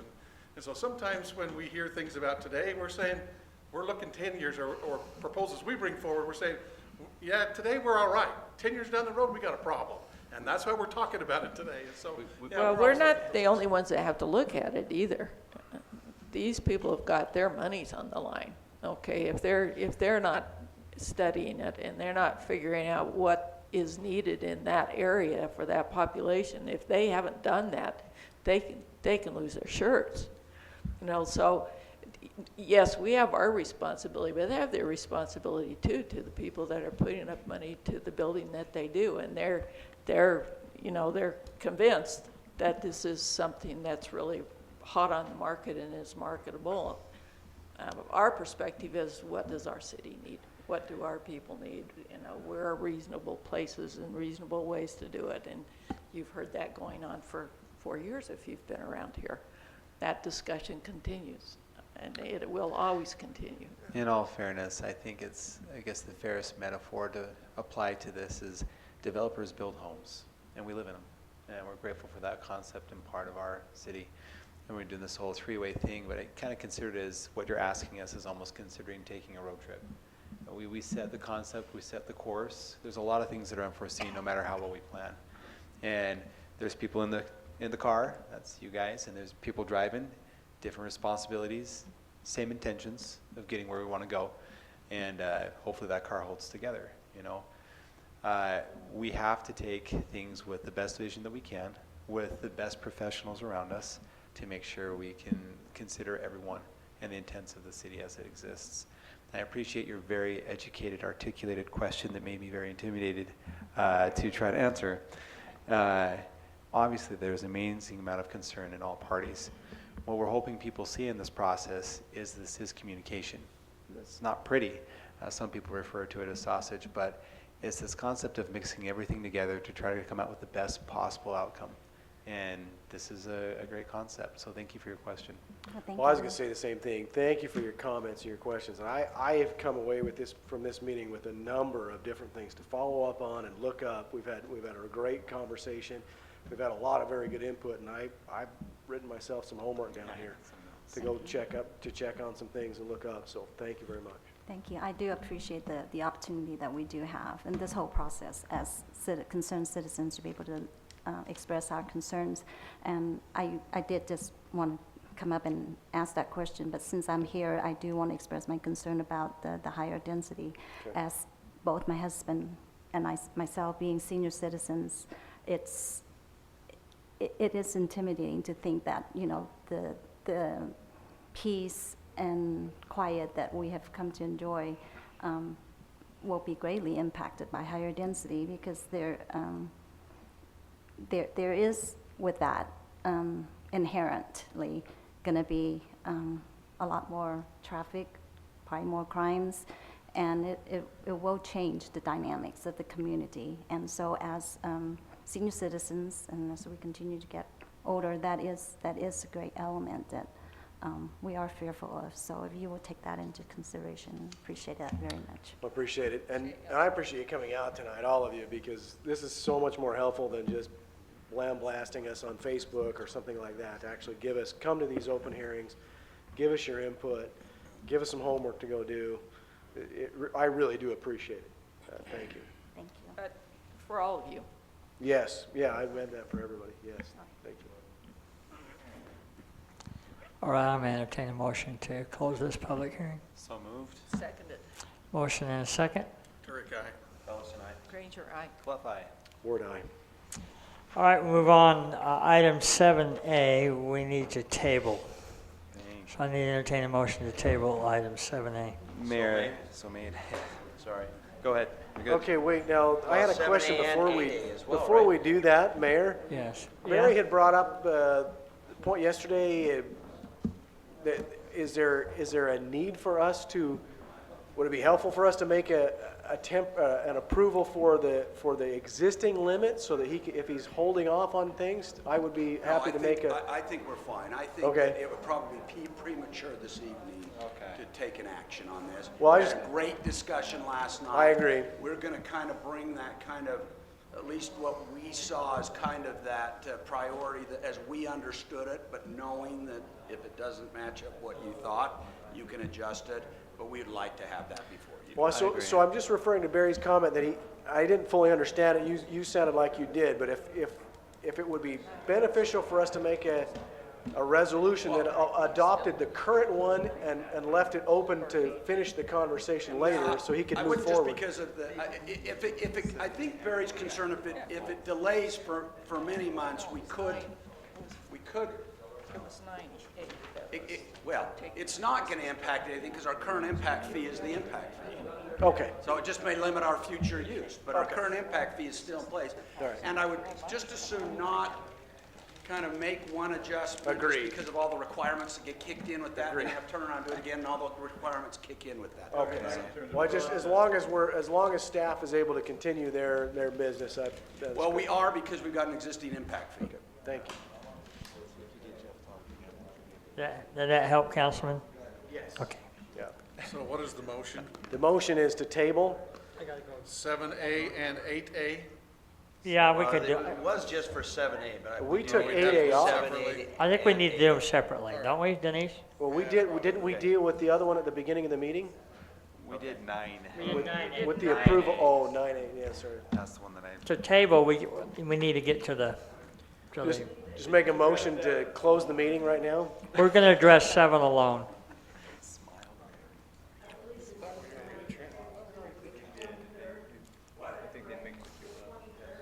Is that right, Barry? The 23rd?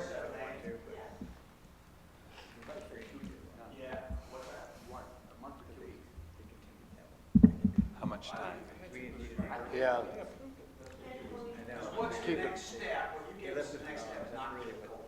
Okay. We'll keep it fresh on our minds. So October 9th.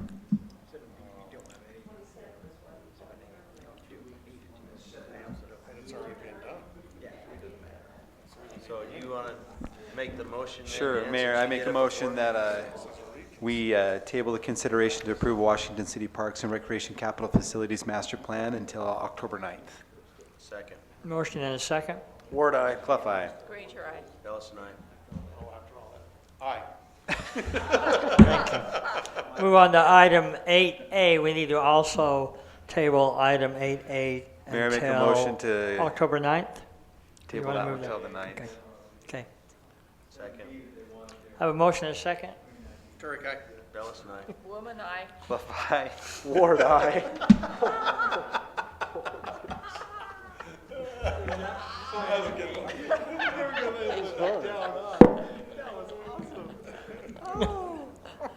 Thank you for bringing me back to the living. Okay. I've totally lost this council. Item 8B, consideration to approve a resolution requesting the recertification of the Washington City Justice Court. City Recorder. I'll take that one. Okay. So for those that haven't been through this, we haven't been here for 4 years yet. Every 4 years, our justice court goes through a state-required, the court system state-required recertification process, which just simply says that as a justice court, we're doing what the minimum that needs to be done to maintain our certification, to maintain our justice court.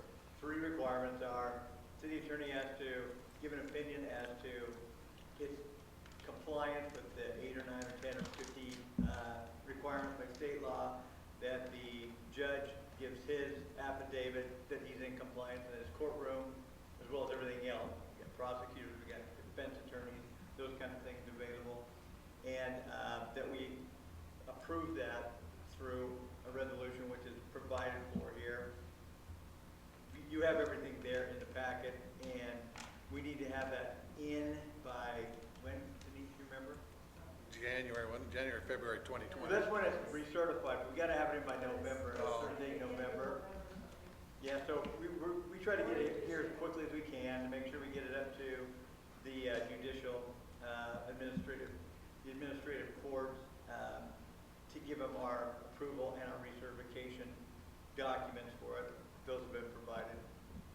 So the resolution just simply states that. Well, Mayor, I'm personally offended that our judge didn't stay here until 9:30 at night to see that this got done. I don't know. Is he even here?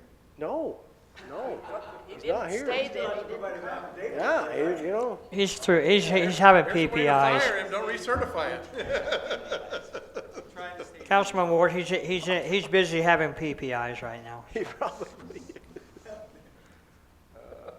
Mayor, if there's no discussion, I'll make a motion that we approve the resolution requesting the recertification of the Washington City Justice Court. I have a motion and a second. Turek, aye. Bellis and I. Granger, I. Buff aye.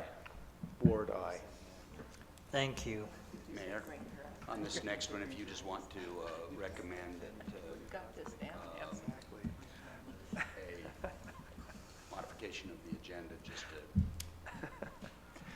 to To not even to move A and B off.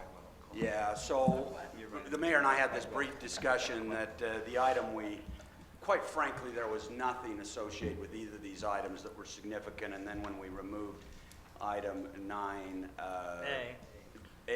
we intended, should have been 9B, so now there really is nothing significant.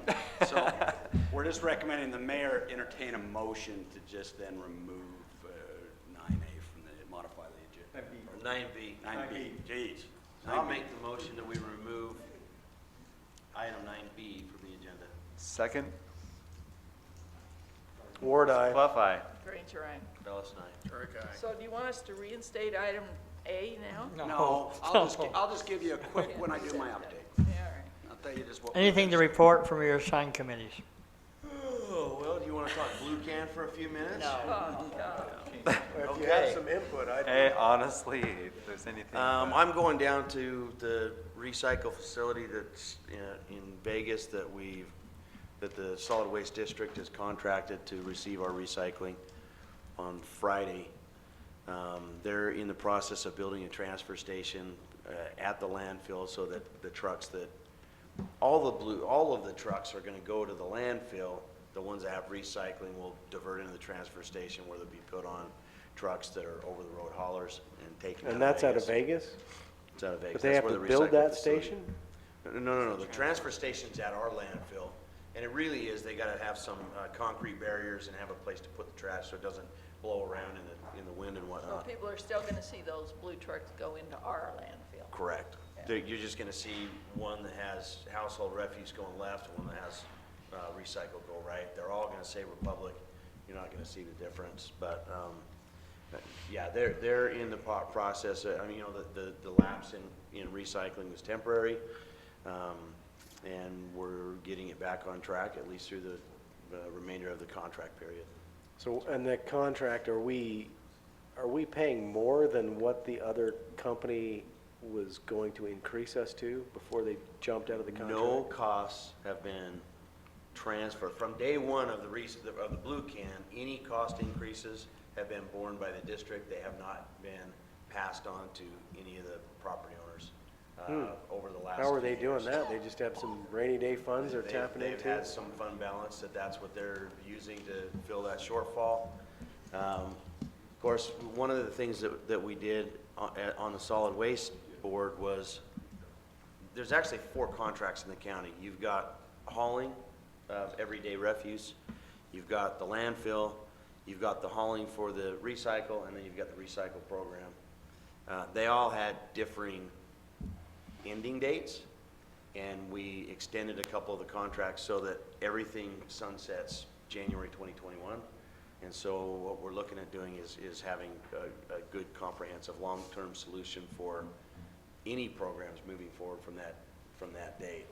And you know, one of the biggest issue with the recycling, and you know, hindsight being 2020, I think everybody would go back and change, was there was a separate contract for hauling and a separate contract for recycle. So when recycle experienced its issues, it forced the solid waste district and the county to look at it, to be in a position of defaulting on the hauling contract, which was significantly more value or expensive than the recycle. So certainly nobody wants to default on the hauling contract, and so that's why we've done what we did to find another recycle contractor. One thing, Councilman, just food for thought for future councils. I'm having some discussion with trash companies. Several of them have said, you know what, Washington City would be wise to pull out of the district and contract their own trash hauling. Yep. You get it hauled cheaper than it belongs to the district. So that may be something to look at when those contracts sunset, as possibly stepping out of the district and hauling your own. Yep.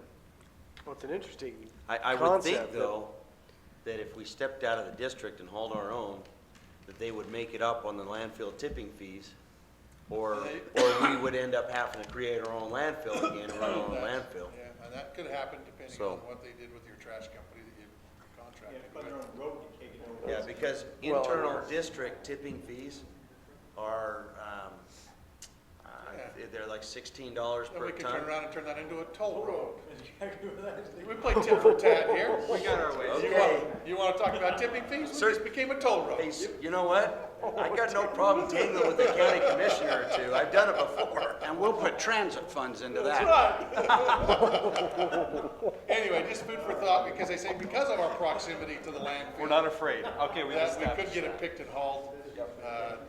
Right now, you're somewhat subsidizing the outlying communities because we do belong to the district, which, anyway, just food for thought. It'd be interesting In though. theory, you know, in Appreciate theory, the conversation. isn't recycle supposed to pay for itself with what we get paid for the recycled material? I think That's a really old theory. that may be the theory, but the reality of it is, I've got a relative who's in the business. He says literally he only does recycling so that he can get the trash hauling contract from cities. He makes all of his money there. He loses money on the recycling, but it's the only way he can get the contract. So he just takes it. And to that end, the majority of what people are charged, the $350 per month, is the hauling, and the hauling never ceased. So the trash was being hauled away. You know, certainly there's been issues on the recycle side. So that's part of where some of the frustrations are, is that we had those 2 separate contracts. Well, yeah, Well, part of me China- thinks that we should give the citizens back for the 3 months we haven't been recycling, because they could have contained the hauling in the other containers. It's not coming out of my pocket, yeah. Well, Well, and remember, our concept in this country of recycling, which has now been cut off, was sending it to China. I know, So, I know, but I'm saying. Well, I have to for assume that's 3 months, what- those people paid approximately $10 that wasn't doing what they thought it was doing. Well, I have to assume that's what caused the ripple with the contract, right, is the change in China? Oh, no doubt about it. So China instituted they call it the national sword. If you get bored, go ahead and Google it, but they basically tightened up restrictions so tight on the quality of the materials that they would accept, that they couldn't accept anything from U.S. markets. So there are companies that are popping up in Thailand and Vietnam and things like that. Yeah, different countries that would take it. Middle of the ocean But- is kind of what I heard. Yeah. China didn't appreciate the MAGA hat that I sent him, so.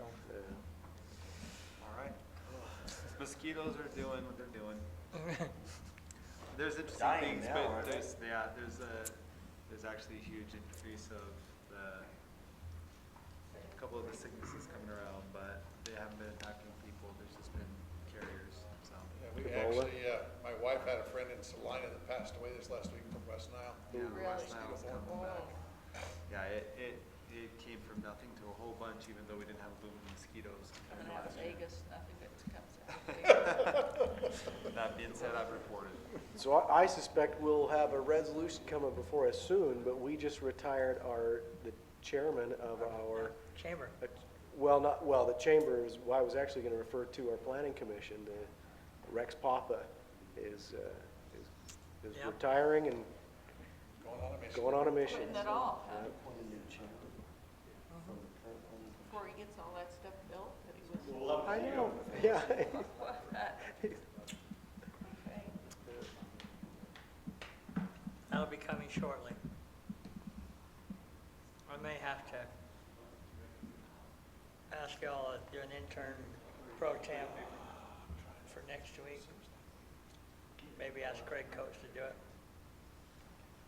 What's an interim program? Interim. In between. What we decided to do is amongst themselves, they pick their pro tem. No, Yeah, they do. You do the chairperson. no. I don't have a lot to say here. I told a lot of people. You made it clear earlier you had no vote. You don't No, I have just a said vote, we're gonna- you don't we're have a gonna- choice, you wouldn't be here. It was a pretty unique way of saying your thing. Dang it, okay. We'll just have them choose a temporary, for themselves, and then, but I think you need to follow up with what I talked to you about earlier, and maybe approach him, and then bring that to these good folks, so. I'm with the mayor. We do. The only way I would, Yeah, but I have an alternate, so Yeah, we have an I still have my 5. We just don't have anybody scheduled because my pro tem left. You know, he was the one who got changed out last time, ran his full double term, and then with Rex up and going on his mission, that kind of left us in that. I'm actually with the mayor. The only way I think they should be able to choose it on their own is if they do it with a leg wrestling tournament. There's a couple of them that would probably do that, so. Okay. Anything else to report? If not, we'll go to the city manager report. I'm gonna touch on a couple of Yeah, items, right. mostly because I have to hit the restroom. I want to talk just briefly about Washington City Night. Again, I know we touched on that, but I did want to say the staff has put a lot of effort in this. You're going to see a lot of more advertisement over the next couple of weeks with respect to that. We do have a council table, and it's pretty neat. We got some great displays there that talk about the strategic plan and the accomplishments of the council as it relates to the strategic plan at that table. And so what we would like, there's nothing more discouraging to a citizen than when they come and, all they got was a city manager. That's not When's satisfying. Washington City night again? I thought it was October Monday. 7th. I thought it Yeah, was it's the Monday. 7th. It's the 7th, so a week from this upcoming Monday. That's not on our calendar. No, it's not. It's not on their calendar. I heard that today as well. So, but that's, again, we talked about it earlier. It's starting at 5 o'clock. And the council has a table there, and so if you could be there, that would be great. It's going to be a fun night. We're going to have yeah, the council will need to be there. Yeah, we got them covered. I'll be keeping your city manager in line that night. What are you calling that again? It's Washington City Night. We've had it for night out. They cook hot dogs, kids run around. Free swim, hot dogs. That seems to be somewhat of the more popular parts of the night, but nonetheless, we're there anyway. And then, yeah, I don't know if anything here is, unless you have a question that I need to really go over. Okay, I'll entertain a motion to adjourn. So made. Second. Motion and a second to adjourn. Aye. Thank you. Hallelujah. Hallelujah. Man says yes. I appreciate all of your calm and cool demeanor tonight. It could have at certain occasions gotten a little out of. No, I really appreciate. No, I.